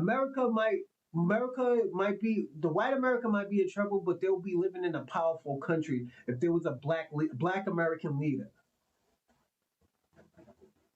And I'm gonna be personally honest, if there's a black American leader, he will fight for everybody. And I'm not talking about one of these cool niggas that's gonna sell themselves off. I'm talking about a black American a black American that's gonna do everything for everybody. We're not talking about no scamming ass nigga like Obama. We're talking about, no nigga, this is wrong. We can't be doing shit like that. We need to build this. We need to build that. We need to know what? We need to stop fucking around with them and give them reparations, because the number's gonna get bigger. So when these numbers get bigger, it's gonna get harder, because you gotta understand, there's not going to be a lot of black faces that fight for the liberals. There's not going to be a lot of black faces that fight for the Republicans. And at the end of the day, this is why all this shit is crashing out. This is why all this shit is happening in America. This is why. Let me ask you a question, American B. When have you ever seen immigrants attack black Americans as you see right now? Talk about, you heard like, oh yeah, they don't have no culture and all this other stuff, but when have like dogs? It got spit on. This is what Caribbean people are saying. This is what Latino people are saying. They thinking having a treaty is a flex. Where black Americans never had a treaty, never needed a treaty. Because we figured this shit out. As we always did. We always figured this out. We always stayed on code. We always fought for America. But now you're seeing black Americans fight for black Americans. Not America, but black Americans. I'm just being personally honest. Everybody, don't forget to like and subscribe and comment in the live chat. If you want to donate, I got Cash App, Super Chat, and Venmo. I'm working on Zella right now, but I will put that in the live chat right now. Just give me a second, and I'll start the video, though. Was hurting them, that we were being given some unfair advantage, that our presence meant their absence. Never mind the numbers, never mind the history, never mind the truth. They blamed us, put a target on us, said the playing field was no longer fair because we were finally allowed on it. But here's what they didn't see coming. Now they're not getting in either. Student visas are getting denied, embassies tightening up, enrollment falling. Now they're asking what happened. But the truth is, it started when you thought we were the problem. Then there's reparations. Our fight, our demand, our justice. And yet, some of the loudest voices pushing against it, black immigrant. People who look like us, but don't stand with us. Mona David said it herself. We chose to come here. Reparations aren't for us. That may be true, but what she really meant was, they're not for you. You, the Black American. You, the descendant of the enslaved. You, the one who built this country and never left. Then you had the Latino Trump voters. Loud, proud, waving flags, casting ballots, thinking the policies wouldn't touch them, that the deportations were for somebody else, that they could climb up by pushing others down. And now they're getting deported too. Now they're panicking, saying you're next. But that's the part they never understood. We're not.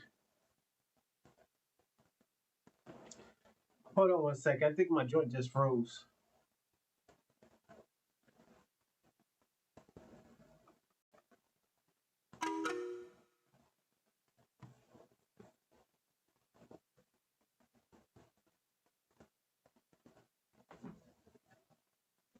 All right, we're ready back. Not next. We're not in line. We're not part of the immigration system. We've been here. We are not visitors. We are not guests. We are not recent arrivals. We are the soil. We are the sacrifice. We are the seed and the storm. And that's exactly what makes them uncomfortable. Because no matter how close they try to get to whiteness, no matter how many degrees they get, how many flags they wave, how many times they call us lazy or ungrateful, we are still the center of the American story. The ones they imitate, the ones they fear, the ones they hope to erase. So now the question is, were you ever really standing with us? Or Shabaka, that's wrong, and I'm gonna say this: you're wrong because at the end of the day, you don't. Africa don't really influence anybody. What's going on, Robin? Salute, salute. This is gonna be a black show, so you might learn a little bit about black people today, Black Americans. Um, and I hope you learn. Salute to you, Robin. Good. I will say this: Africa doesn't influence anybody. I gotta be personally honest, and the reason why y'all don't influence anybody because at the end of the day, you don't have anything cool. You don't have great inventions. Let me tell you something. Y'all have 100,000 year head start, and your country look like that. You only thing we know about Africa is that they created the pyramids. Other than and probably the banjo. I'll give you the banjo. But other than that, you never influence anything. You never innovated anything. You haven't done none of that. I don't really think Black Americans are any different. Thank you, Robin. That's dope. I wish it was like that, but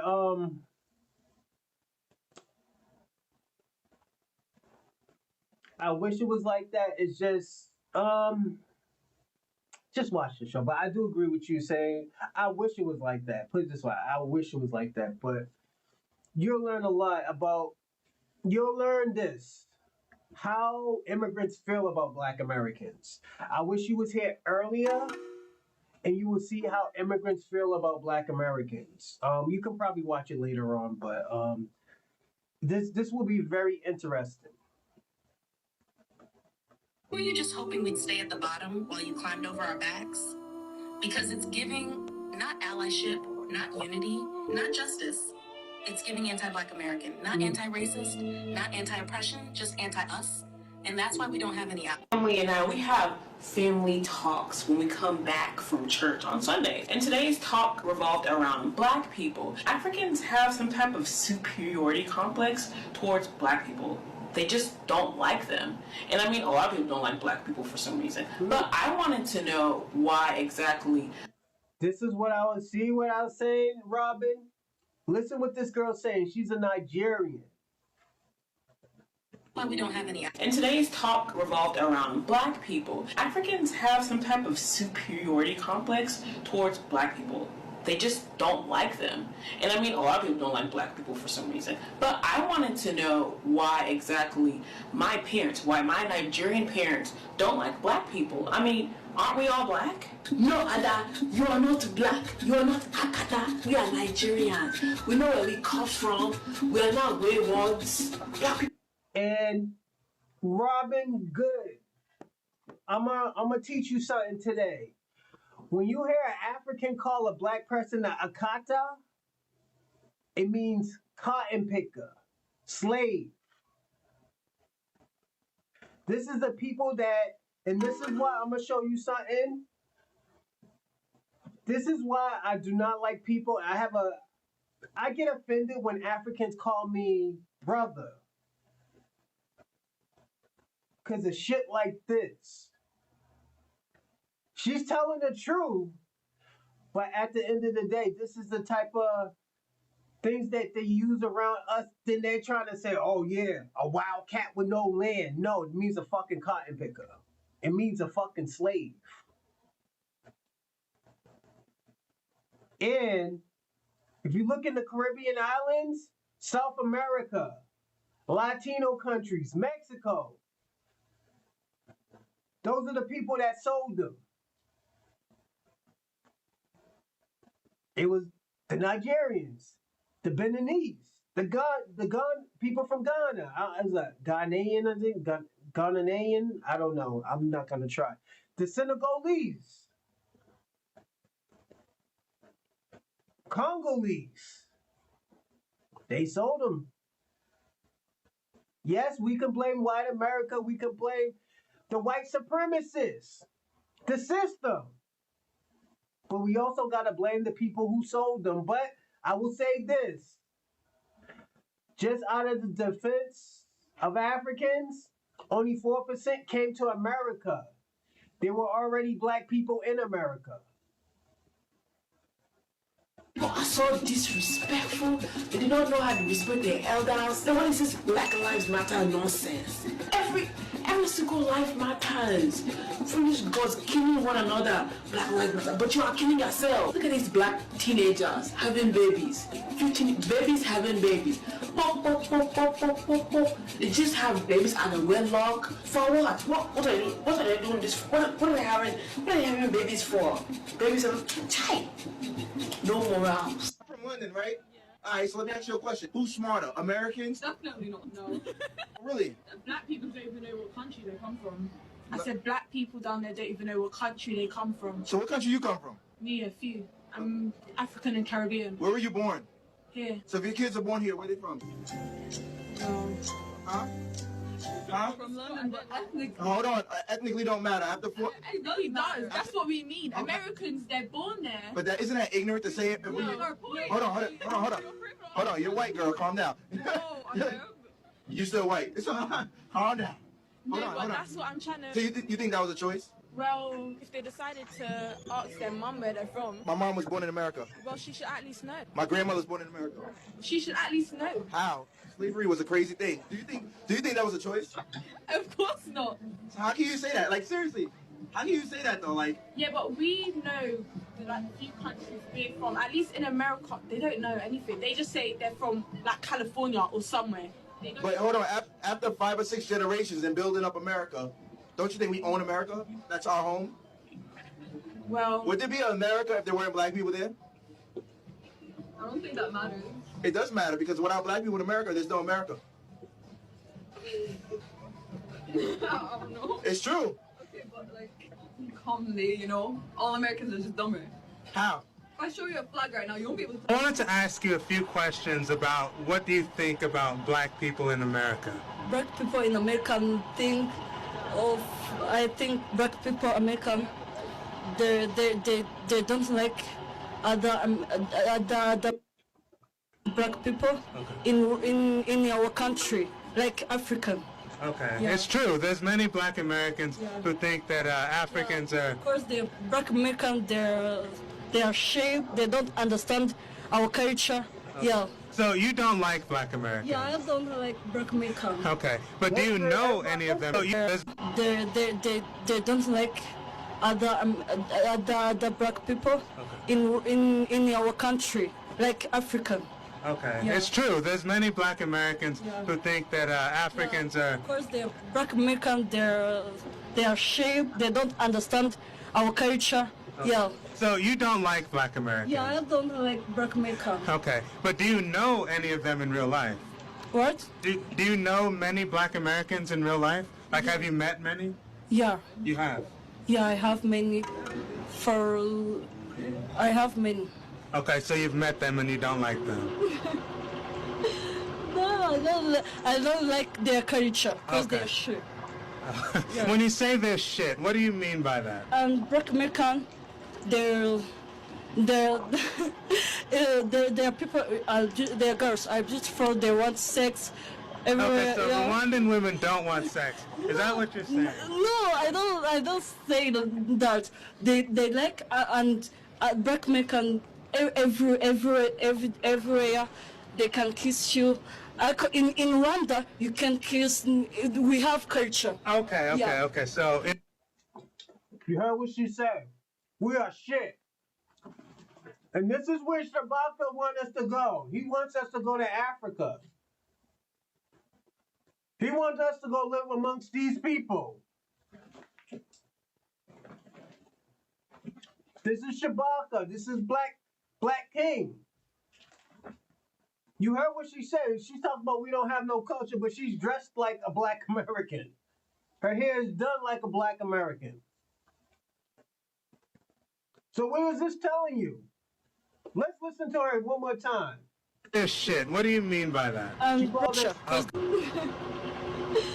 No, I don't like their culture because Okay. they're shit.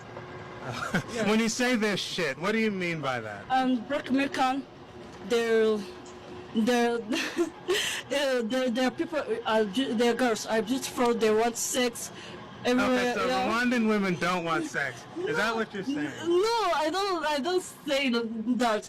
They like and Black-American everywhere they can kiss you. In Rwanda you can kiss. We have culture. Okay. Yeah. So in Rwanda, people kind of hide things. So there are true African Americans coming online giving their experience as a individual who one parent is African and the other parent is American, and what they are coming forward saying, right, son, is that the Africans are racist and that they actually have the mentality of a white person. And they share their experiences between the two families and how, one family treated them one way and the other family treated them another way. Shabaka, let me ask you a question. Was that an African that was talking and say that we were shit? Wasn't that the one who said we are culture? The one who said we are hypersexual? What am I saying? What am I doing that is wrong? I'm showing what they are saying about us. What is wrong with me showing what they are saying about Black Americans? Is there a problem? This is why I say Pan-Africanism is failing. Pan-Africanism is failing because at the end of the day, this is what these people want us to be have solidarity with. We helped them get to America. Look how they treat us. Look what they think about us. Only thing we're doing is watching what they are saying about us. Is that bad? If that's bad, please tell me and explain this is bad because this is not fair.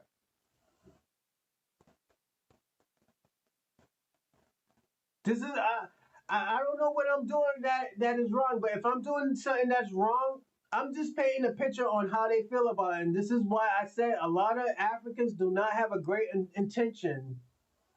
I never met a lot of Africans with great intentions.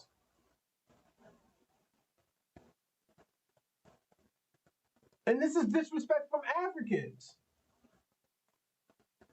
They want us to go to Africa. They want us to go to the Caribbean islands.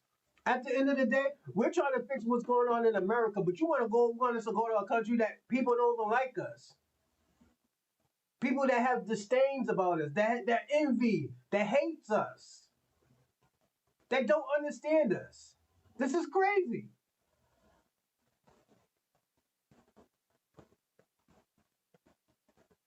Now you're mad at me. You're mad at me because I'm showing what's going on. Tell me where I am wrong at, Shabaka. I am listening to what you're saying. I understand what you are saying, but tell me where am I wrong at?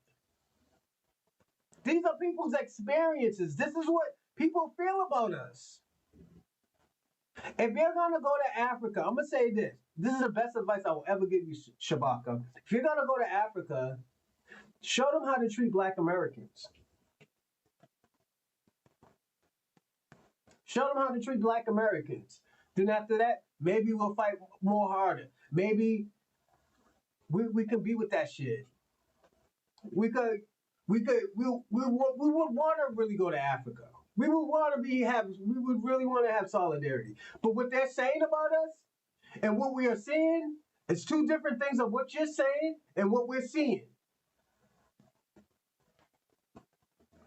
And how the Africans really do have this mentality that the Americans are rambunctious and just all these negative things.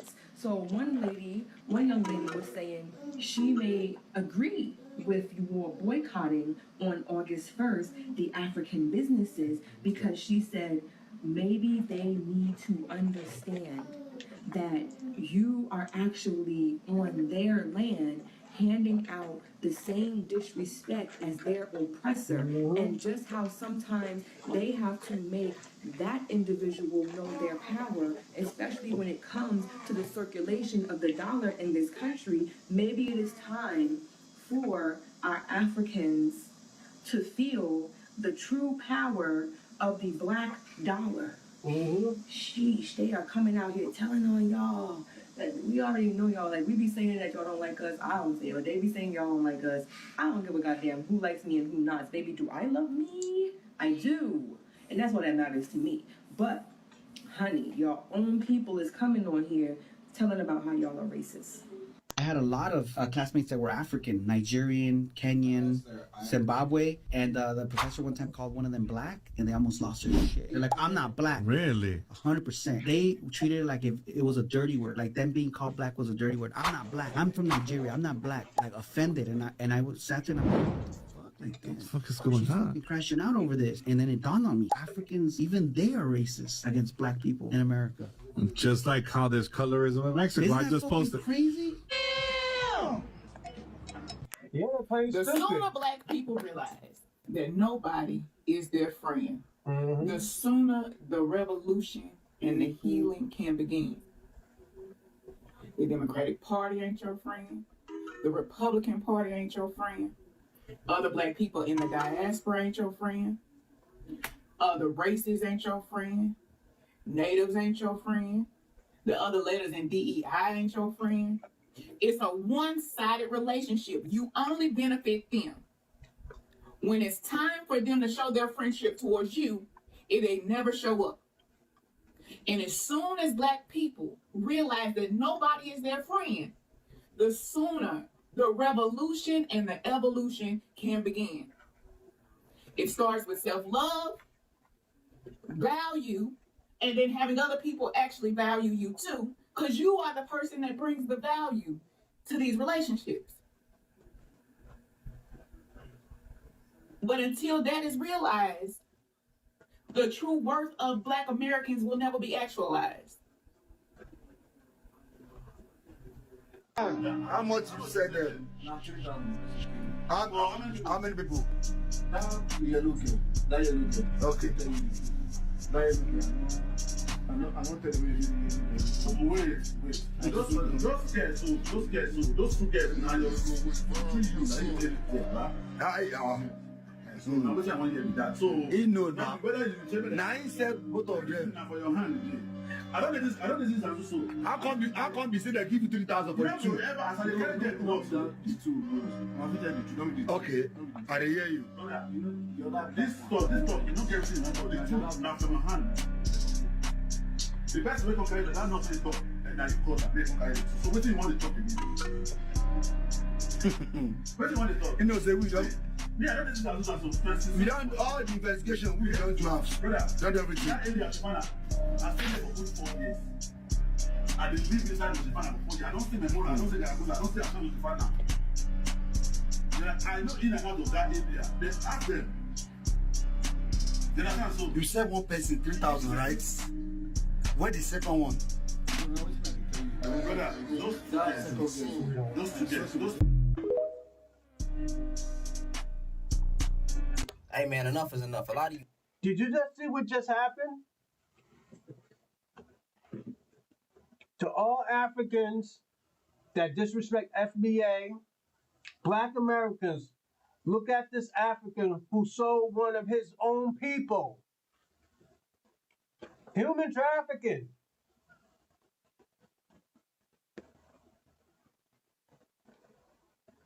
Human trafficking. You don't want FBA culture? This is your culture right here. We're looking at it right now. He don't give a fuck. I'm just showing you.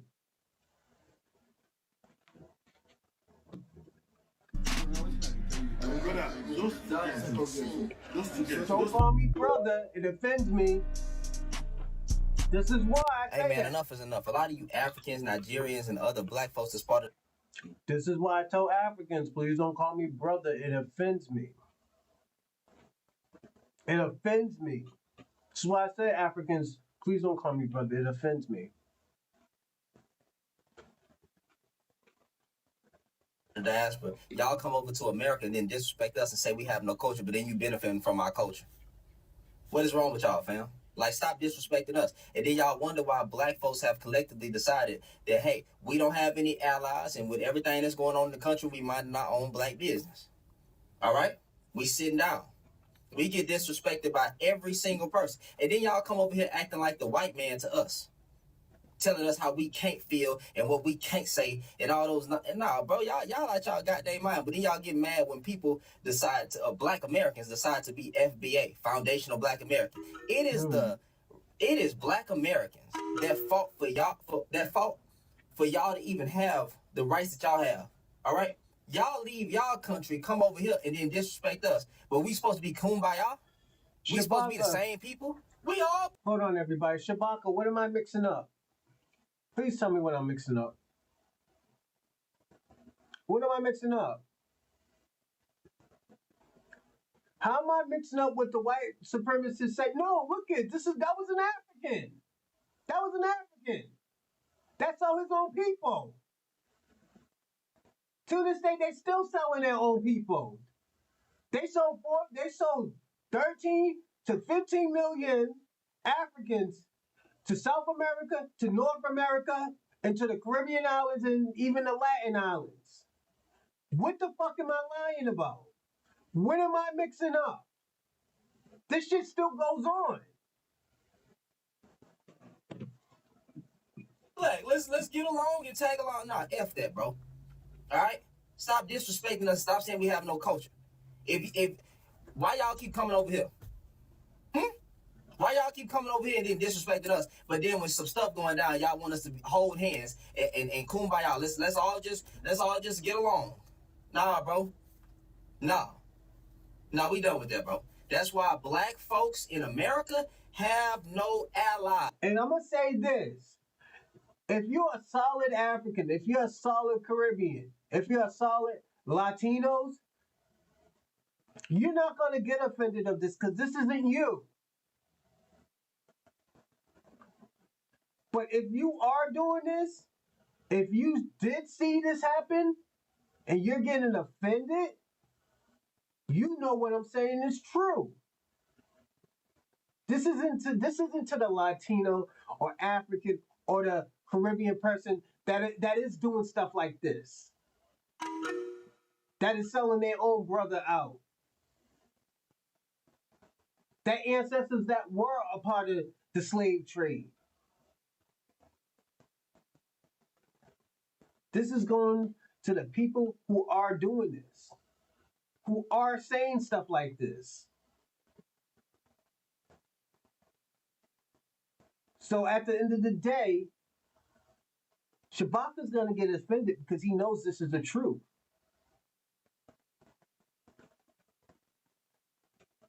I'm just telling you, we know this shit happens.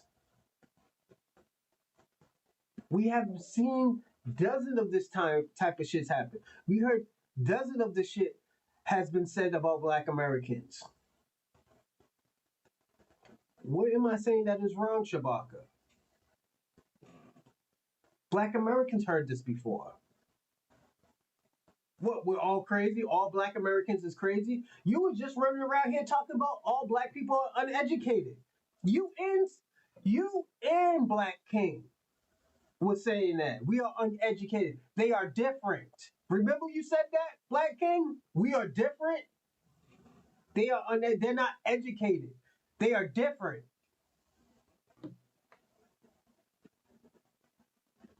Now your words is coming back to haunt you. Now you act like you didn't say this shit, Shabaka. Now you asking for solidarity. This is the shit that was said.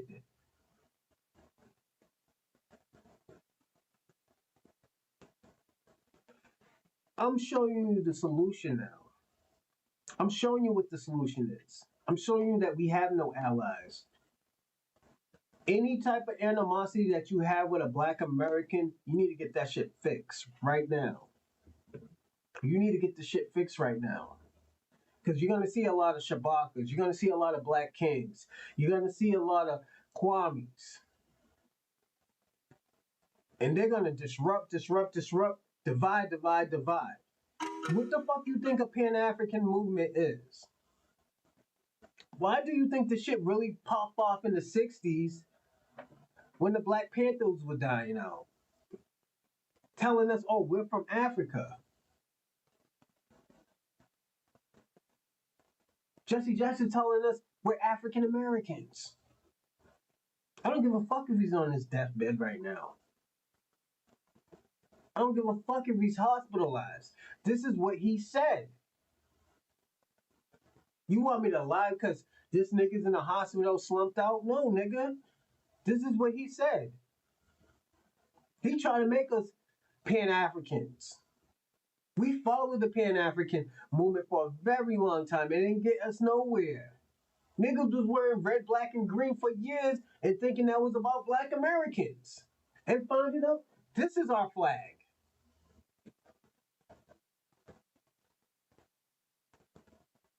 So Shabaka, what am I saying that is wrong? What is bullshit? Many Africans are not our friends. Are there a selective few? Yes, there's always a selective few. There's always a selective few that gets it. You, Shabaka, you don't get it. Everything has been one-sided with Africa. With Pan-Africans. There hasn't been no solidarities with Black and Pan-Africans. Look how we said, yo, we don't want to fuck with Pan-Africanism no more. We want to worry about our people. Y'all niggas had a fucking ulcer.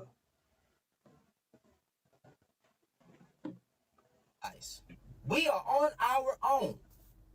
And I stand 10 toes down on what I'm saying. If you got a problem with it, I don't care. Stitch the video. Do whatever you want with it.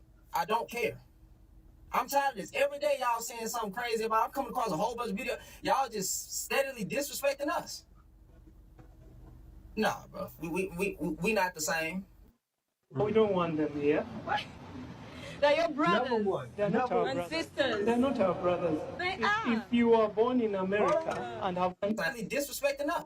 We don't want them here. They don't want us there. They're your brothers. Shabaka, they don't want you there.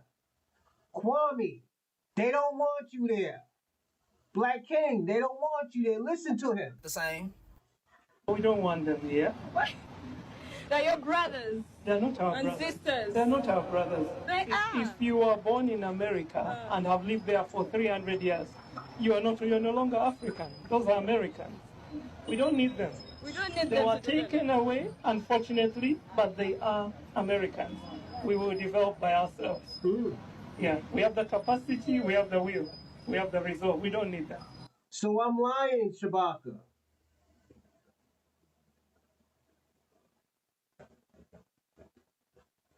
Again, look at your gangsters and your pimps and your whores in Africa. Listen to what he just said again.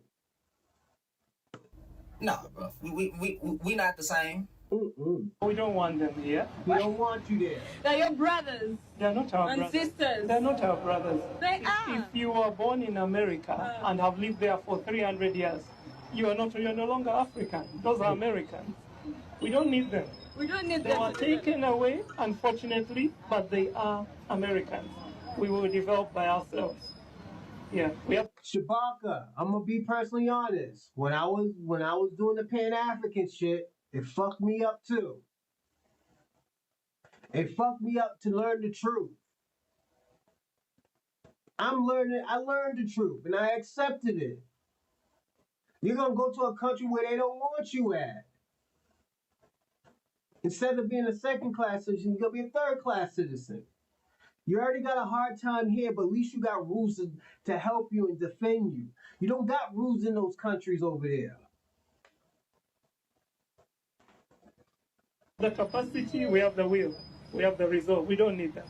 No. I totally agree with you. Thank you so much, sir. Let's talk about why it feels like Black America has no diasporic allies. White supremacy engineered a global system of racial management designated to create a permanent exploitable class, i.e. Black America. Its masterstroke was the diasporic division strategy. So I guess that video that we just watched is fucking AI, huh? You think that's AI, right? We can't keep on doing this, Shabaka. Don't let me put you in timeout, my nigga.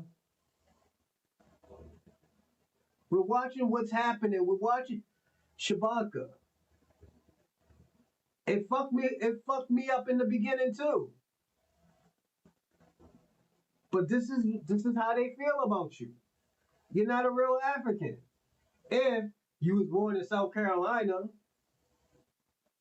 this is how they feel about this. The Pan-African shit doesn't exist. It just doesn't exist.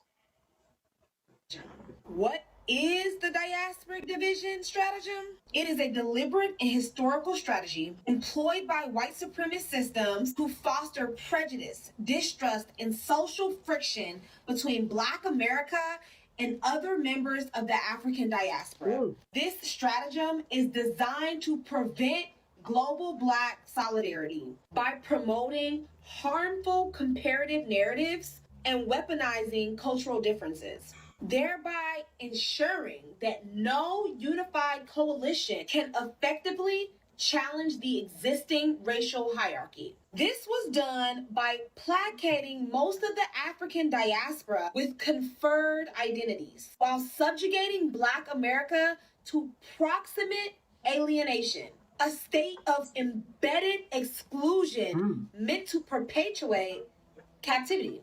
This strategy ultimately backfired. By being forced to build the very system that oppressed us, Black America developed an unparalleled understanding of its mechanics, making us the key to eventually dismantling the entire system. Here is how we are Neo of this fucking system right now. We are the one.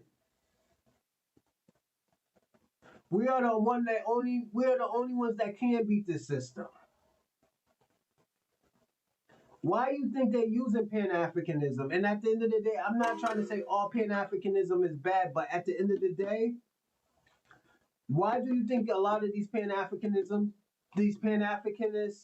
are going at the Black Americans? For fucking wanting to delineate?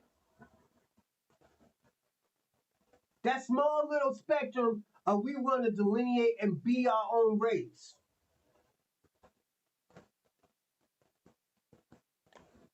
Is that telling y'all something? the strategy works. The core of the diasporic division stratagem, or DDS, by granting certain forms of identity, white supremacy created a false sense of power and belonging that redirected energy away from revolutionary change.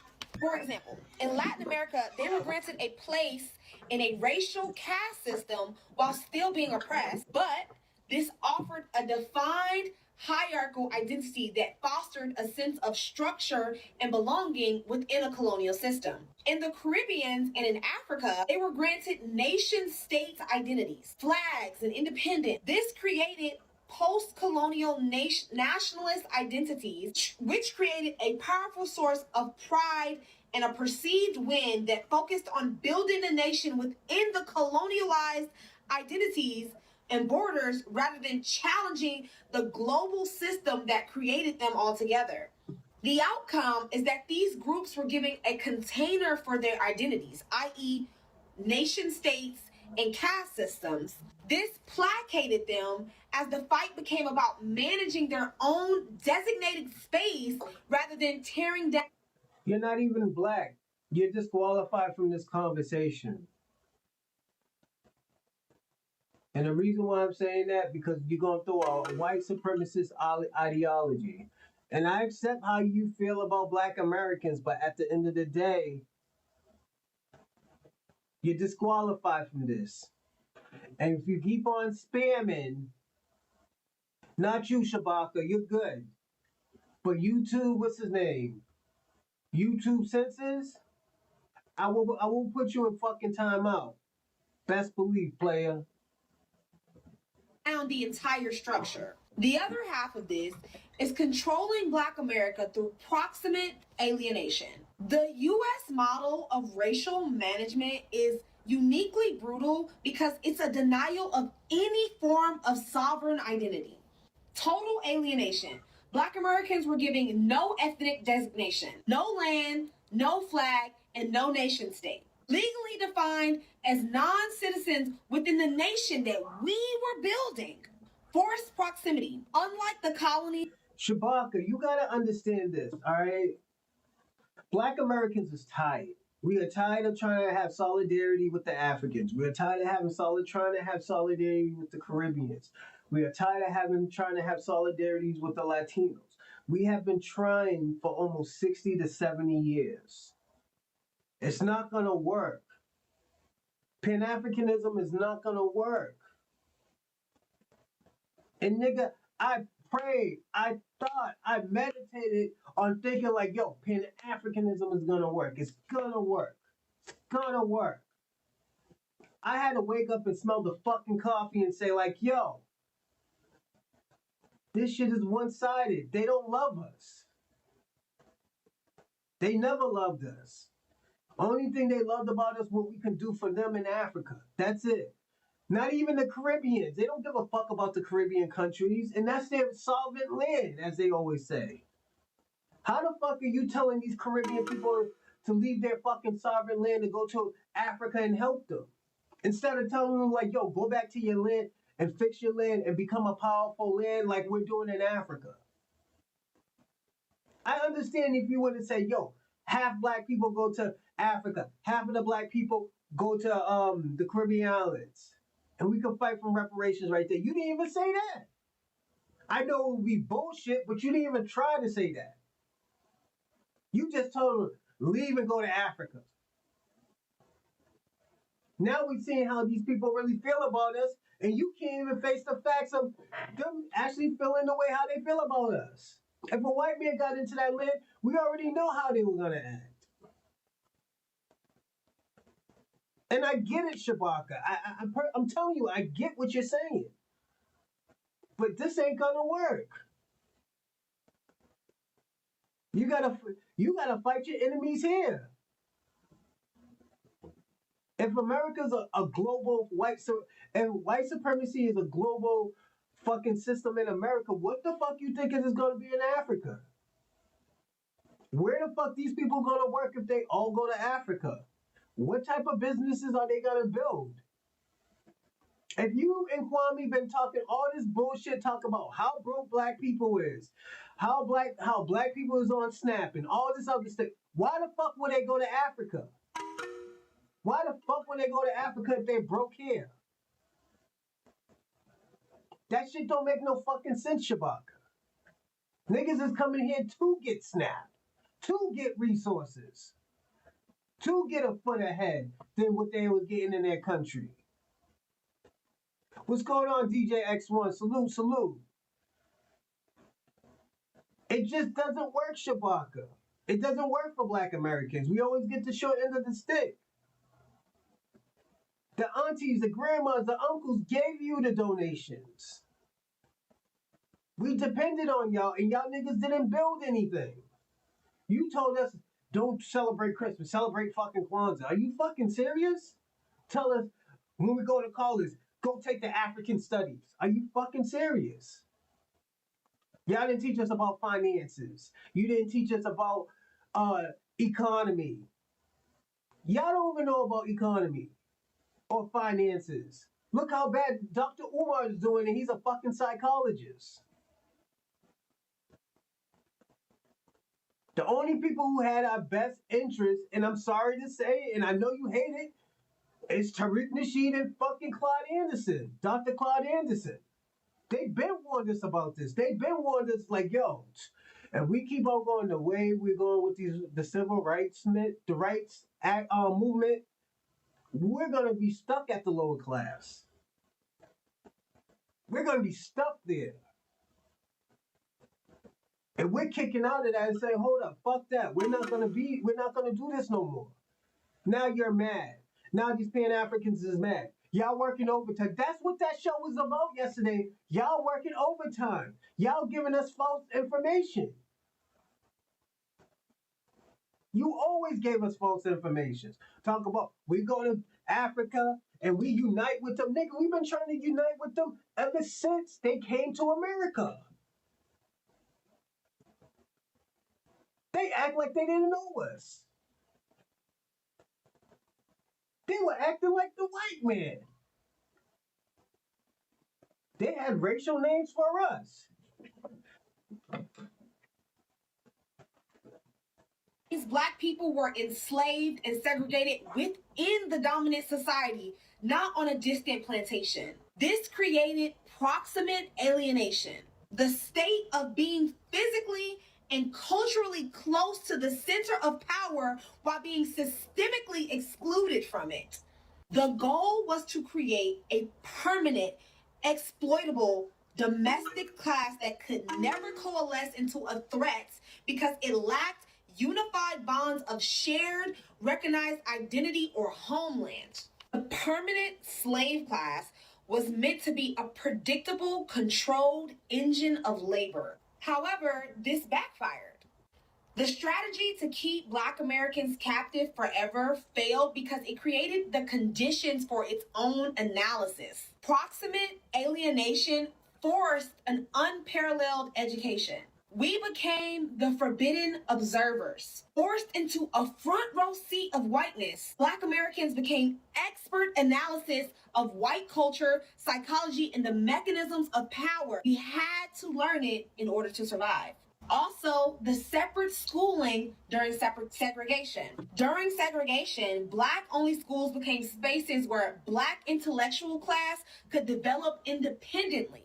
We were taught the master's tools, right? Western curriculum, but from a critical, isolated perspective, learning to adapt and repurpose the information. Shabaka, I have experience. When I was thinking that these people were my brothers, and this is why I hate the word when it comes to an African and a Black American, please don't call me brother. It's because of the experience that I have. And not just one, multiple.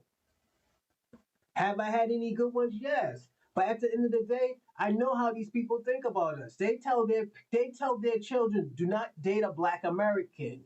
Date your own kind or a white man. I have heard this multiple times. At one time, it fucked up a relationship I had because of their parents. I'm just being personally honest, Shabaka. And don't get me wrong, I love me an African woman, but at the end of the day, I know how they feel about Black Americans. I know they'll fuck over me, probably get some good dick, and after that, go with that raggedy ass African who's working 3 to 4 fucking jobs. Just because their parents tell them don't fuck with that African, don't fuck with the Black American. And them niggas is running out here with 3 or 4 fucking families. For liberation. This produced a culture of profound innovation. I just wanted to show y'all, and this is how they feel about us. Now I'm gonna show you why we haven't got reparations. To LA Times, the Americans $1 billion, and they said no. Isn't that something? I mean, just think about that. They don't even want us to be helped. They don't want to uplift us, brothers and sisters. So we're going to have to do it ourselves.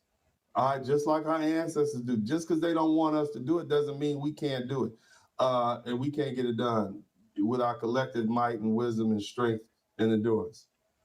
Keep listening. Economically and politically, and the US government denied that gift. A lot of you might already know this story, but it was new information to me, so I'm assuming some people don't know about this history, and it's important that we talk about it. According to LA Times, the federal government of the US denied the Nation of Islam leader Louis Farrakhan permission to accept a promised $1 billion gift. Then they blocked it from Louis Farrakhan has a foreign background. When he was helping Black Americans, they said no. He was helping Black Americans. He was helping the Black community. And they told him no. And this was coming from an African, probably politician that wanted to do something right, that wanted to do something good, that didn't say the niggas' problem is not our problem. We're trying to deal with Africa. This politician said, yo, we want to help Black Americans. We're giving it to Honorable Minister Louis Farrakhan.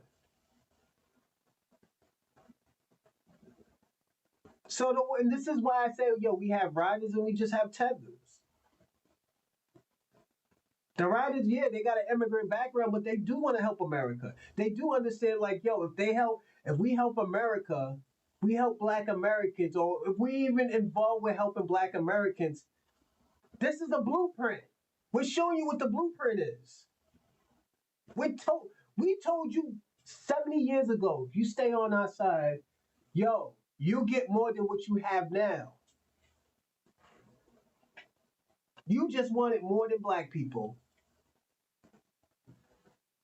You just wanted to do better than Black Americans.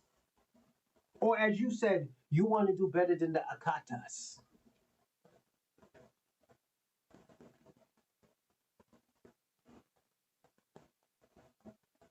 This is the solution. You know what? This is a second solution I'm giving you. For Africans, for Caribbeans, if you did stay on the Black American side, if you really did have solidarity, you would have been 3 times farther than what you are now. You probably would have had Jamaica would have probably be a fucking first world country right now. Parts of Africa would have been a first world country right now. The Latino country would have been a first world country, and all of y'all would have been in y'all country living how y'all want to be living. You wouldn't have to come here. You would have had that Latino pride, that Boricua pride, that La Raza pride, that Trini pride, that Jamaican pride, or that Yachty pride, Rude Boy pride, the African pride. But you know what? You want to be better than a Black person. That's all you wanted to be. I don't want to be nowhere close to the Black person. I want to be better than them. Fuck that. They ain't gonna treat me how they was treating that. But they didn't understand that we fought harder than most of y'all in that fucking country.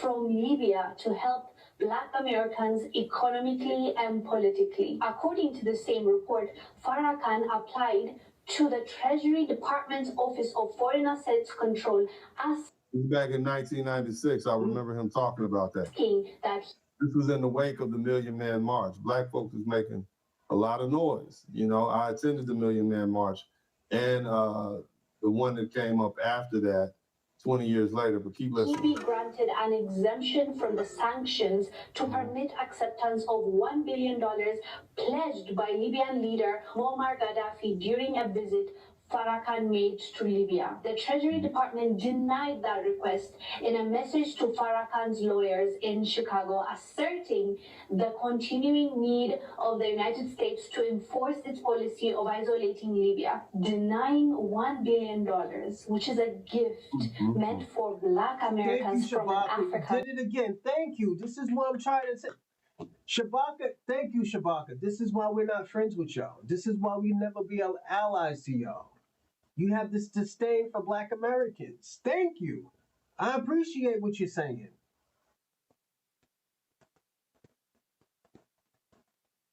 No, there is no middle ground with us. Our middle ground, you go do what you gotta do. We're gonna do what we're doing over here. Just stay out the fucking way. Stay out the fucking way. That's all you have to do. Tell your politicians, your immigrant politicians, stay the fuck out the way. You're not really helping. You're going against the policies that we're doing. You're going against the tangibles. You're going against the reparations. I'm just being personally honest.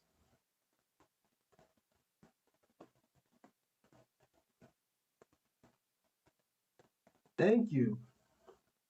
Country is insane, but it did happen. And according to U.S. spokesman then, Glenn Davis, he said, quote, obviously Gaddafi has an interest in gaining a foothold here in the U.S. in some fashion. And of course, that kind of talk is not something that... They don't want us to help ourselves. It's not a handout. It's not a gift. It is what was promised. It's what is owed. And it's something that is 160 years overdue to African Americans who built this country. The state of California is now one step closer to making good on that promise. Don't forget to like and subscribe and comment in the live chat, and also share. If you want to donate to the live, if you want to donate to the podcast, I'm gonna send the live chat. I'm gonna put it in the live chat right now.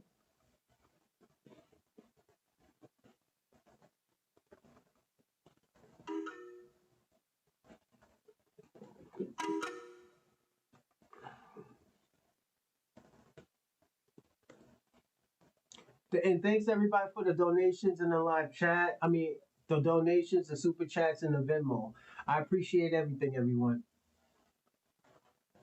See what happened with that. Californians harmed by the legacy of slavery and anti-Black policies in the century and a half since emancipation. The Legislative Black Caucus is announcing a package of more than a dozen reparations bills, the first step in making Black Californians whole. I mean, I'm hoping that we'll all be successful. I'm realistic enough to know that there's going to be some setbacks. State Senator Stephen Bradford of Southern California is one of the Legislative Black Caucus members behind the reparations. We all know what happened. They turned their backs on us. Let's keep listening. Shout out to the interview that Byron Donalds did when he was being interviewed on the Breakfast Club. Byron Donalds is a Republican that they want us to like. Now, I want you guys to remember, I tell y'all all the time, vote your interests. Okay, vote your interests. I'm not stuck on the Democratic plantation, and I'm certainly not stuck on the Republican plantation. I specifically voted for Donald Trump this time because it was my interest to do that. All right, now Donald, what's his man named? Donald Robertson, the little brother married to a white woman from Florida. So I just seen a piece of the interview that Byron Donalds did when he was being interviewed on Byron Donalds. I want you to understand what this means. He's against reparations. Where do you think he's from? Do you think he's foundational Black America? This young lady is going to spill the beans. The Breakfast Club talking about the reason why he is against reparations is because he is the son of a Jamaican father and a Panamanian mother. And this reasoning here is why we want to try to help out our politics. Don't continue to black us and try to manipulate. Just because they're Black doesn't mean that foundational Black America. That's why we got to delineate. Us and gaslight us into thinking that it is xenophobic to not want to be represented by somebody that is not us. And no other group of people do y'all try to push this. And no other group of people do y'all want anybody but Asians represent Asians, Hispanics represent Hispanics. Y'all know exactly what y'all are doing. You feel what I'm saying? Yeah. Anything that does not benefit y'all amongst us, y'all hinder. They want to come to our country and tell us what we can't have in our own country. I want you to think about that. Keep listening. To us. Talk to us. Speak to them. To us. To us. You feel what I'm saying? You can always move back home. Go home. And fight your government. Yes. For what is owed to your people and your lineage. But y'all will never plan on moving back. This y'all got in cahoots about. Y'all never going to leave. Therefore, anything that y'all can't benefit from or weasel y'all way into, y'all want to hinder. Shabaka, who is we? You're an African. You're an African. It's time to pay the piper. It's coming to this point now. It's time to pay the piper. Niggas ain't doing anything anymore. Things is gonna be harder.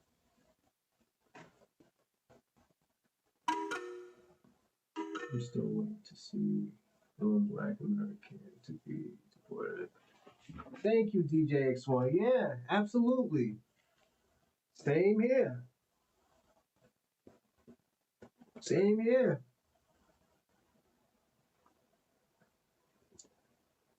I'm just saying, all of these people like Shabaka, Kwame, what's his name? American Dream, Black King, Karen, the Black Karen King.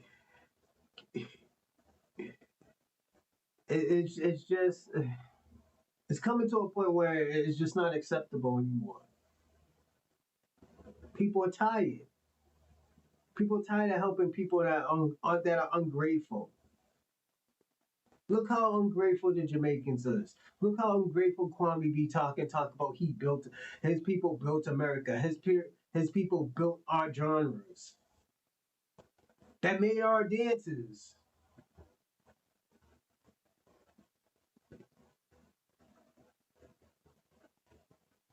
And he don't even know his own culture. And that's the sad part about it, because at the end of the day, Jamaica has a beautiful culture.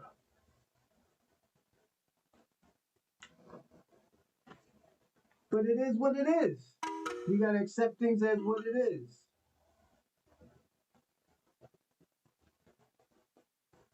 There you go. Yeah, he's tethering.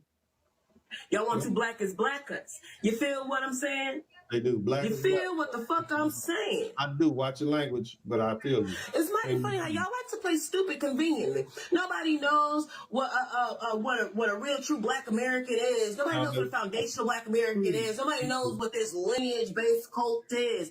But it's mighty funny. The moment that y'all enter our politics, y'all smarten the fuck up instantly. Y'all understand instantly who we are, what you cannot benefit from, and what you can. Saying. I do. Watch your language, but I feel you. It's mighty funny how y'all like to play stupid conveniently. Nobody knows what a real true Black American is. Nobody knows what a foundational Black American is. Nobody knows what this lineage-based cult is. But it's mighty funny. The moment that y'all enter our politics, y'all smarten the fuck up instantly. Y'all understand instantly who we are, what you cannot benefit from, and what you can. And as long as we say skin is skin, y'all can benefit and y'all are in. Y'all understand this completely once y'all into politics. How the hell that work? How the hell y'all dumping in a box of rocks until y'all into some shit that can affect us? How the hell that work? Yes. Y'all represent immigrants. You do. They do. Immigrants. Immigrants. Okay? And only in Hispanic politics. Let me just tell you something. Look, brothers and sisters, I tell you this, and I've been telling you this for minutes. We are better together. To my Black brothers and sisters, to my foundational Black American brothers and sisters, and to all the Africans and Caribbeans who are down with us in a real way. Okay? Borrowing something from my young friend Aaron Sloan. If you down with us in a real way, look, we're better together, especially Black men and Black women. Us coming together as Black men and Black women is what our ancestors want. It is, you ain't got to love each other like that. I know y'all want to talk about each other right now. I know we in the middle of a gender war. I know that, okay? I know it's plenty of ammo to be thrown back and forth, but we're so much better together. We get so much more done. That ladies, that big head man, that big head ex-boyfriend of yours, look, if he's down with reparations, go on support him on that. We're so much better together.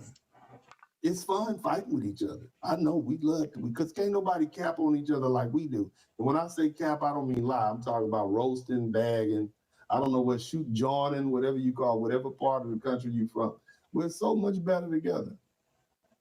Now, I've said this gender war is over, not because we have run out of things to say to each other, but because at this particular time, and I told you guys this very early on, we are entering into a racially charged climate. That's why when a little boy is jumped in Dallas and defends himself with what seemed to have been a cleat sharpener, he's made out to be a villain.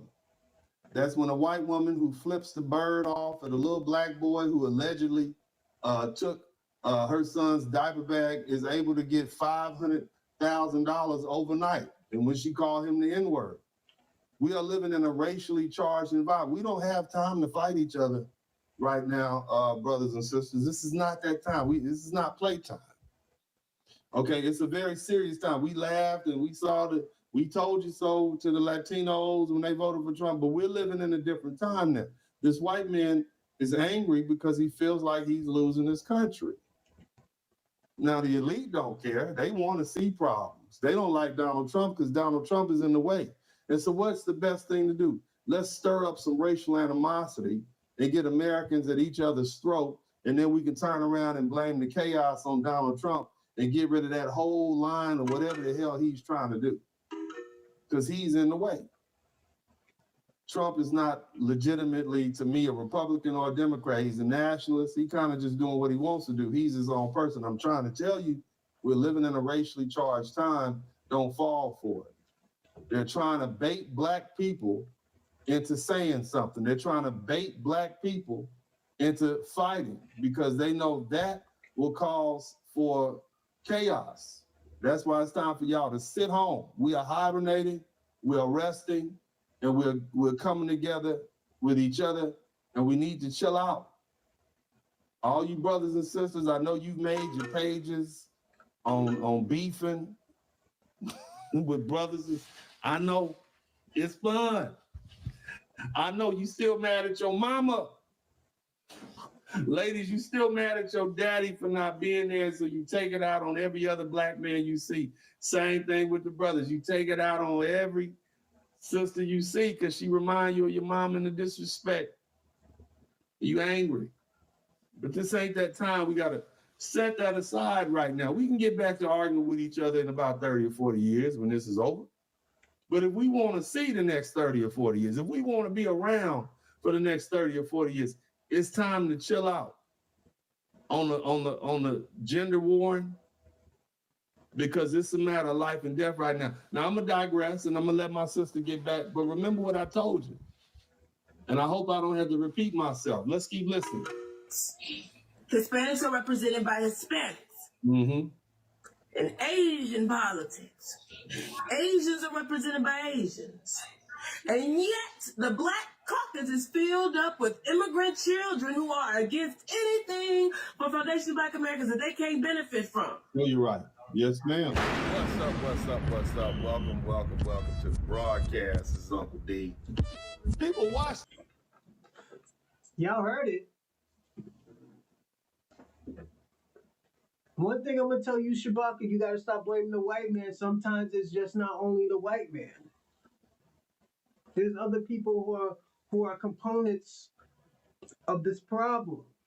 It's not only just the white man. And I get you. It is him, but it's more than just him.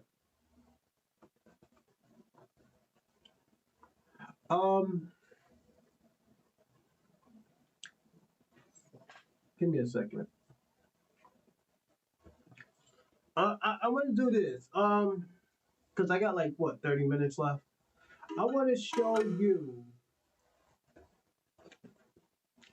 y'all the people who are fighting, who are getting busy. And this might be the last one. I'm sorry I didn't do a Tariq Nasheed one. I know y'all like the Tariq Nasheeds, but I want to do this personally because there are people who are fighting. There are people that are on the front lines. There are people that are at the city hall, that are at these meetings, that are saying how they feel, that are giving the facts, evidence, truth. The reparation payments. Oh, I know it's going to be something good in here for African Americans. Let's see. Japanese Americans, 1.6 billion from the USA. Jewish claims of Austria, 25 million to Holocaust survivors from Austria. Indian and Eskimos, 250,000 square miles of land from Canada. Japanese Canadians, 230 million from Canada. Ottawas of Michigan, 32 million in an 1839 treaty from the USA. Chippewas of Wisconsin, 31 million from the USA. Seminoles of Florida, 12.3 million from the USA. South Dakota, 105 million from the USA. Clements of Oregon, 81 million from the USA. Alaskan Natives Land Settlement, 1 billion plus 44 million acres of land from the USA. German Jewish Settlement, 822 million to Holocaust survivors, Germany. I knew it's going to be something good here for African Americans. I know it is. Let me ask you a question, Shabaka. How was your 2025? All I've been seeing was the white supremacists bitching and moaning, complaining. Victimhood mindset. I have seen all of it. I thought I would never see this in a million years, but this is what I'm looking at. And I appreciate it because you know why? Because this is what's going down. This is the problem.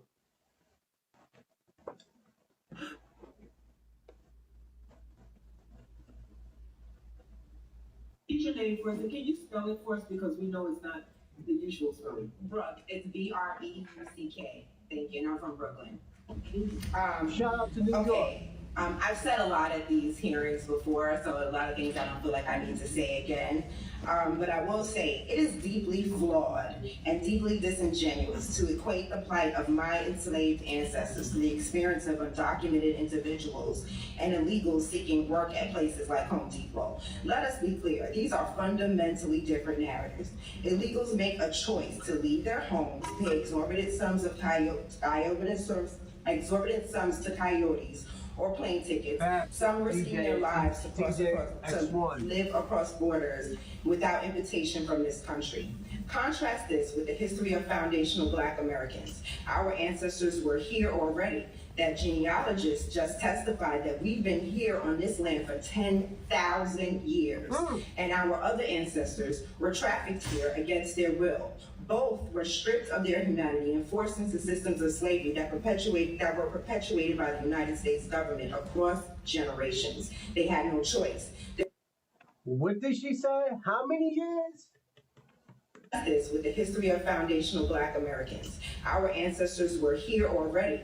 That genealogists just testified that we've been here on this land for 10,000 years. And our other ancestors were trafficked here against their will. Both were stripped of their humanity and forced into systems of slavery that were perpetuated by the United States government across generations. They had no choice. Their children and their children's children were born into chains and could not escape. Though we experienced a Holocaust unlike any other group in the world, we fought here, we persevered here, we forced our oppressors to make change. We are here today to force repair. This is a legacy of pain and resilience that cannot be trivialized or compared to voluntary illegal migration.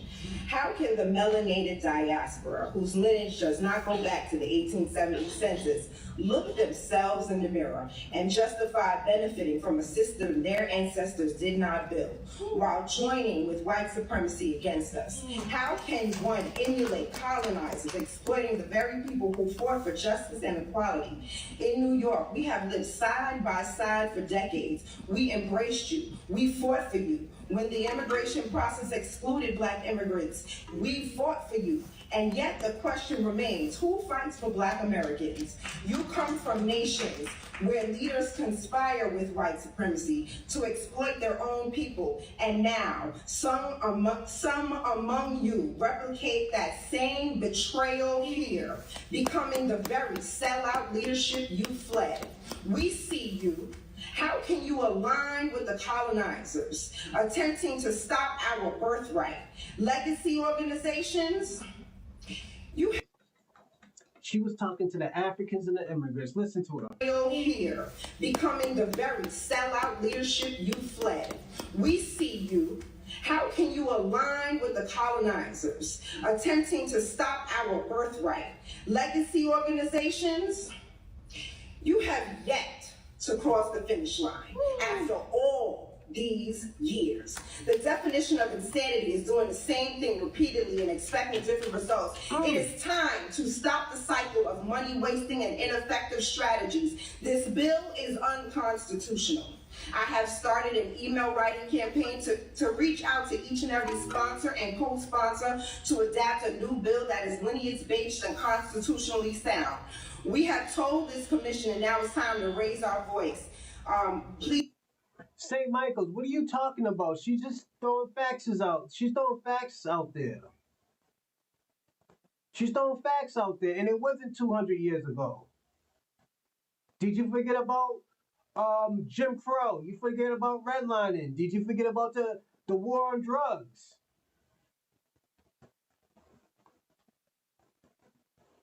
So again, what are you talking about?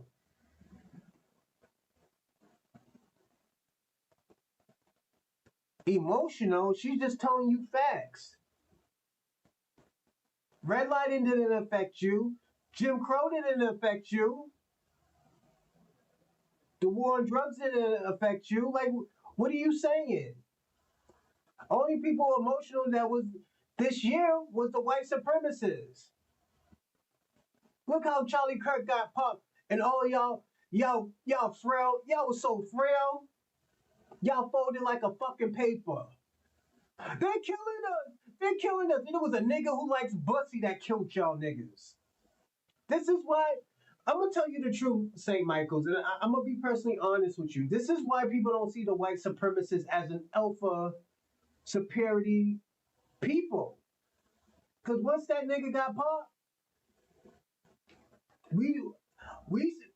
y'all turned into oppressors.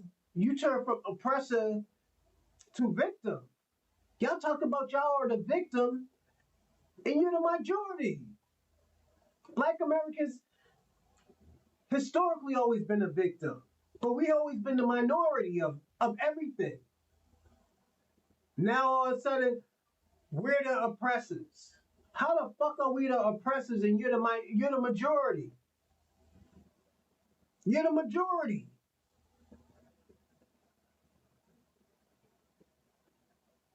This is what I'm talking about, St. Michael. You can't do that. That's why I said when you start talking about emotional, I can bring up this whole year y'all have been emotional. Look how your red pill mafia, your top G, Andrew Tate, just folded like a piece of paper on the Piers Morgan show talking about, look, they're killing us. They're killing us. There was a motherfucker with mental health that killed a white woman. He had mental health. Why didn't your system help that man?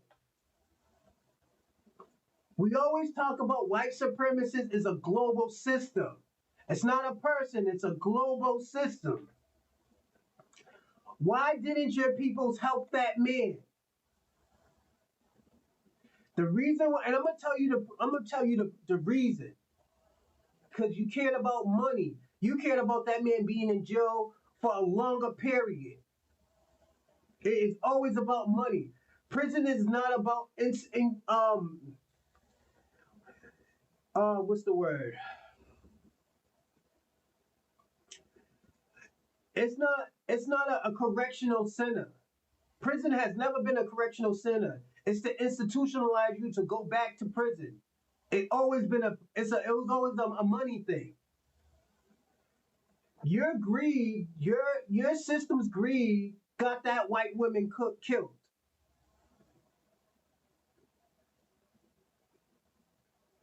Thank you, Robin. Follow the money. Prison is $1 billion company. Why aren't you blaming the prisons? Instead of turning it into an institution, turn it into what you call a correctional center. Correct the problems. Stop institutionalizing people. That's why you have these serial killers that are actually white, because you're not correcting the problem. Once they got out, they do it again. How many times they let out Jeffrey Dahmer? How many people that you found that this motherfucker ate and killed? He been to jail before. Y'all didn't correct his problems. He went on a killing spree. John Wayne Gacy, he went to jail before for the same thing. They found 33 bodies in this motherfucker's basement and under the cement.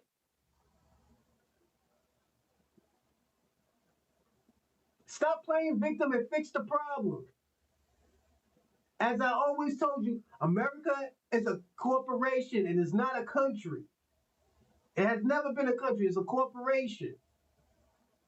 You can't complain over how somebody is who has sympathy for their own people, has empathy for their own people.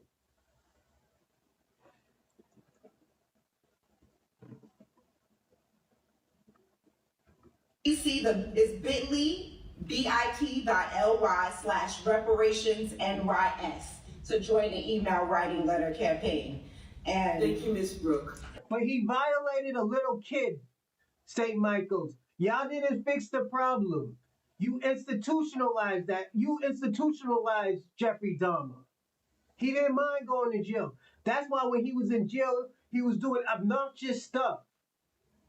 He was doing stuff that wasn't great. And I'm talking about when they found out about all those bodies. Niggas got so fed up of it, they sent that nigga to his ancestors. They sent Jeffrey Dahmer to his ancestors. You know why? Because the white supremacists did not fix the problem. Thank you, Robin. And I'm going to say it again. Follow the money. Follow the money.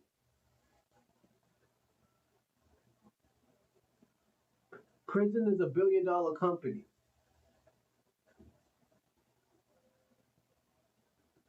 It's $1 billion company. Why do they wait until it gets worse?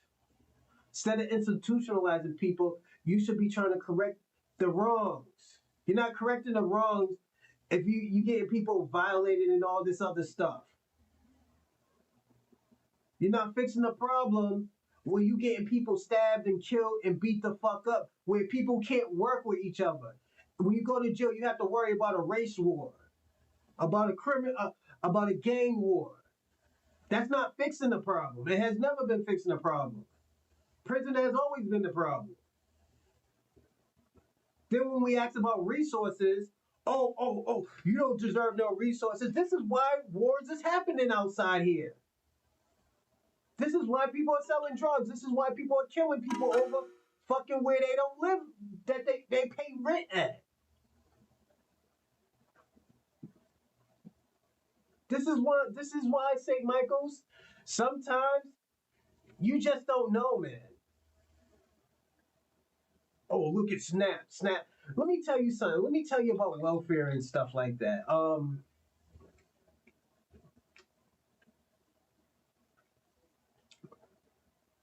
If a person get it, they're grateful to get it.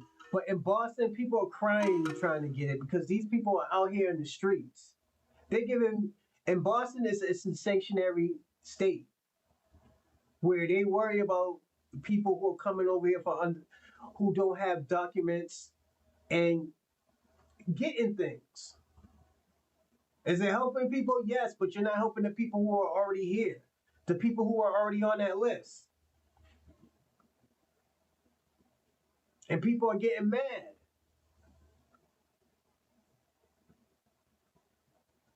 So you can't get mad at these people if they're feeling like, yo, every time I bring up reparations, but you're giving billions of dollars to fucking people who are undocumented, who can't get a fucking job. They working under the table. Then when a black man try to get a job, they're telling, oh no, you're not qualified to get this job.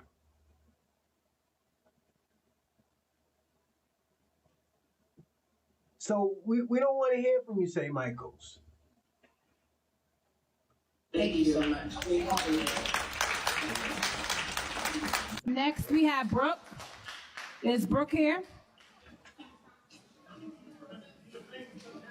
You can't buy drugs and alcohol with fucking food stamps. Reparations are not about redlining or gentrification. These are symptoms. The root cause is slavery. The harm to freedmen in New York City began with chattel slavery and wounds that remain open. Let's be clear. Puerto Ricans were enslaved by Spain. Jewish people were persecuted by Germany, and Caribbean nations were colonized by various European powers. But only Black Americans were enslaved on this soil by this government, and for centuries it was enshrined in law. Today, someone mentioned Haitians migrating after the revolution. What they didn't mention is that Black collaborators who sided with the French were being killed by the formerly enslaved in Haiti. Those who escaped fled with their white owners and lovers to Louisiana, where they owned plantations, enslaved people under a different legal system. That group owes reparations too. Yet we're constantly told to unify behind struggle narratives that erase ours. In 1951, Ricky Ricardo, a Hispanic man, was married to a white woman on national TV. Meanwhile, Black entertainers couldn't even use the same bathrooms as their white colleagues. In a 1963 article in the Negro Digest by Lennox, I think I got the name wrong, by Lennox, describes how West Indian immigrants were treated better and given more opportunities than foundational Black Americans. Some were even classified as white. He cited a Trinidadian who was given a home loan that refused to rent to Black Americans, mirroring America's exclusion of the freedmen. The book Back of the Hiring Line by Roy Beck. This is history. This is history that she's spitting.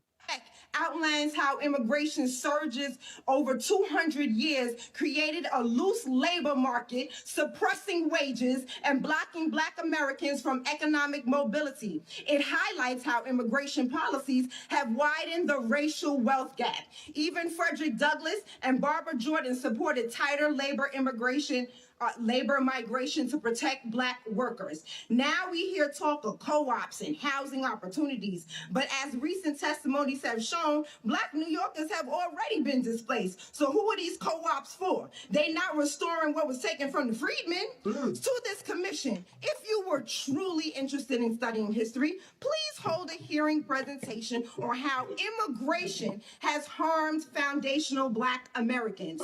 Too often, other groups benefit from our struggle, then move on while we remain stuck. I've watched y'all nonprofits spin y'all heels, reports, grants, promises, no real change. We don't need no handlers. Look at the Asagi Nation and their good. Thank you. Thank you, Brooke. Even melanin.com. To the indigenous people of this land. We are indigenous or aboriginal American Indians.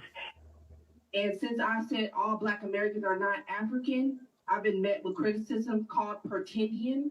Brother Carrot, peace. Grace, motion, and peace to the tribe. Reparations here in the great state of New York are for Black Americans only. Reparations consist of one component, and that is direct cash payments. Bottom line, thanks to Flying United, get off the plane. Keep your programs, your housing vouchers. We seen this movie back in California. We as Black Americans can trace our lineage pre-1776, where we can prove our harms with legal documentation, slave schedules, wills, and U.S. Census records. Our ancestral Homeland is the South. We migrated up from Georgia, Alabama, Virginia, and the Carolinas. We didn't immigrate from the Caribbean and definitely not Africa, Ron Daniels. Come on, Carrie. This isn't divisive. This is delineation, and it's here to stay. Reparations for Black Americans only here in the great state of New York. Gratitude. Do you support reparations for American descendants of slaves? How can you possibly justify taking money through force taxation from someone today who was never a slaver, whose families were never slavers, who has never been involved in slavery in any way, and giving it to someone today who was never a slave, who has never been a slave, whose parents weren't slaves, whose grandparents weren't slaves? None of that is to diminish the horror of slavery, but to say that reparations is a nutso solution. Did America benefit from slavery? I didn't. But did America's history benefit from slavery? I mean, no. All right, so I'm going to ask this very, very, very directly. It's a very important question. Did your parents receive anything from the New Deal, and specifically Social Security? Perhaps not yet. They probably will. So perhaps you don't. Social Security. Yeah. American descendants of slaves were excluded from Social Security as a means of public policy. So when you look at the position that American descendants of slaves are in, that's generational poverty. So you're going to have to be very explicit about the reason why you're doing this thing. We have to recognize the assets were taken from American descendants of slaves, and it's the federal government's job to redress. Hundreds of years ago, I would have supported it at the time. At the time, we're talking about the 80s, my friend. We're talking about slavery. We're talking about as recent as no. Let's not do that. If we stay on slavery, then we stuck there forever. It's slavery that led to Jim Crow, that led to redlining, What I just said. poverty, that led to the What I just drugs, said. that led to situations that even your partner cited. Yeah, and that's the government's job. But you want to respond to that today by discriminating again on the basis of race, reinforcing the divides. Again, instead of, I mean, we can't go back and change the past. We have to move forward with that. I'm gonna say this to St. Michael's. You talking about the liberals don't mean anything. You know why? Because you having these liberals pick y'all niggas off. We just seen a nigga who's a bussy lover shoot your pride and joy down from 200 yards. Then got away with it.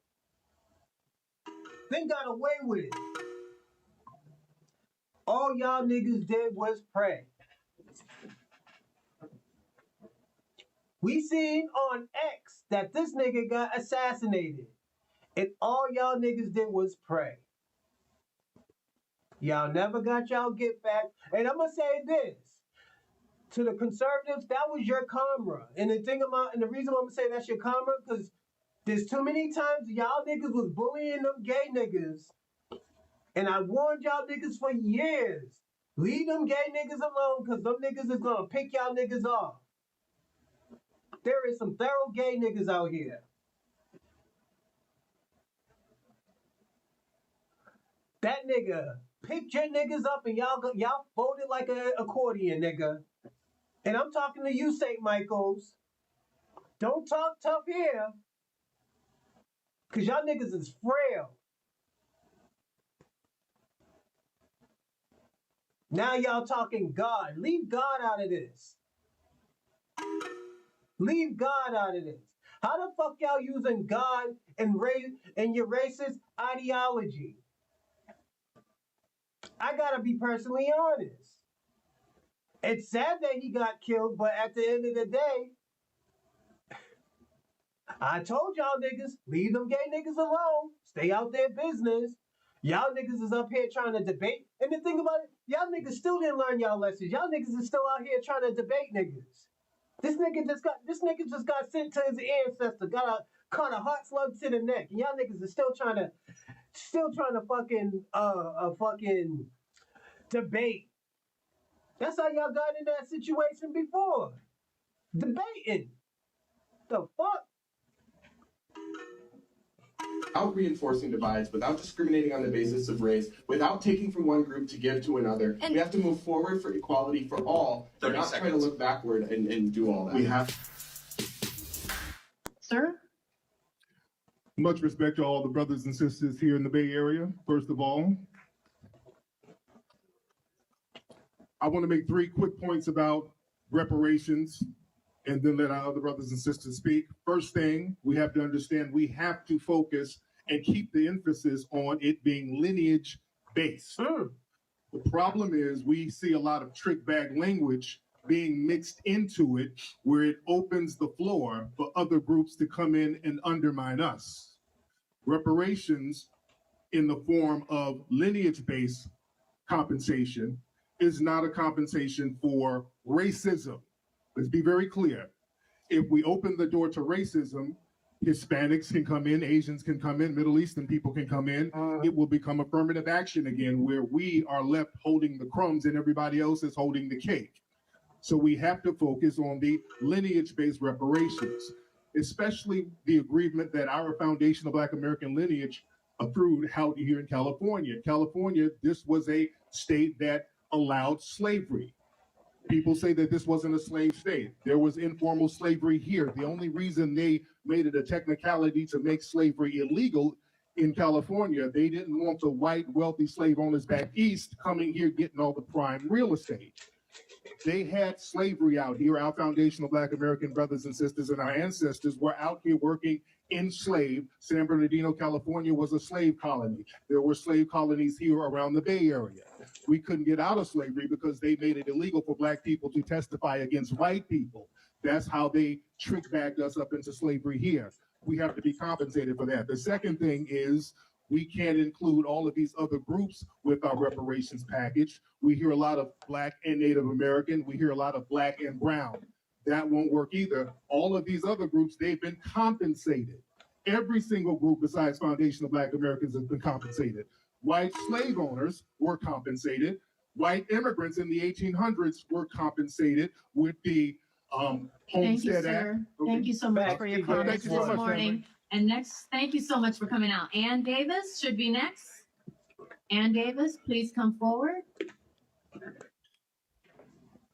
The enslavement and overall persecution of Black people has enriched our country.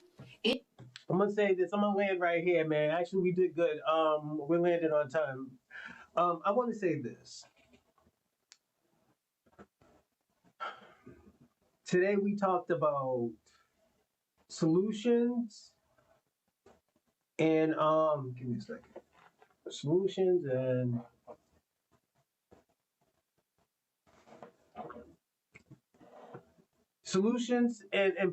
plans. The plans is, and shout out to Eddie Kane. Eddie Kane said, we need people who was in the finance game. And I added, we also need people that are in the political game too. So definitely, that's one of the solutions. And I also said we need better gatekeepers for our culture. Not immigrants, just not immigrants. We need Black Americans. Black Americans has fought. We have strived to make these things great, and we be damned to have these people kill our historical legacy. Also, I also want to say, and this is just me,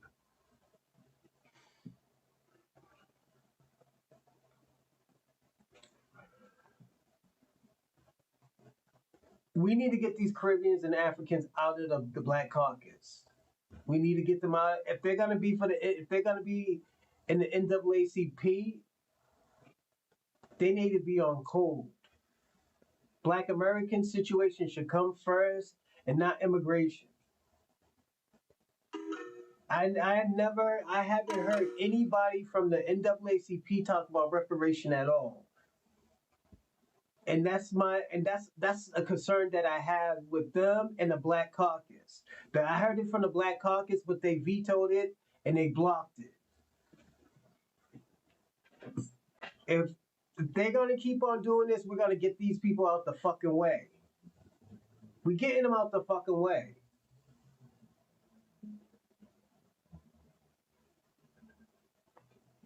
My plan today was the solution that I had was today is I wanted to show y'all what these immigrants, with these Africans, with these Pan-Africans, even white supremacists who's a part of the white supremacist system like St. Michael's, think about Black Americans. Think about our reparations. Think what is a debt that is in debt to us and how they feel about it. They have told us how they feel about it.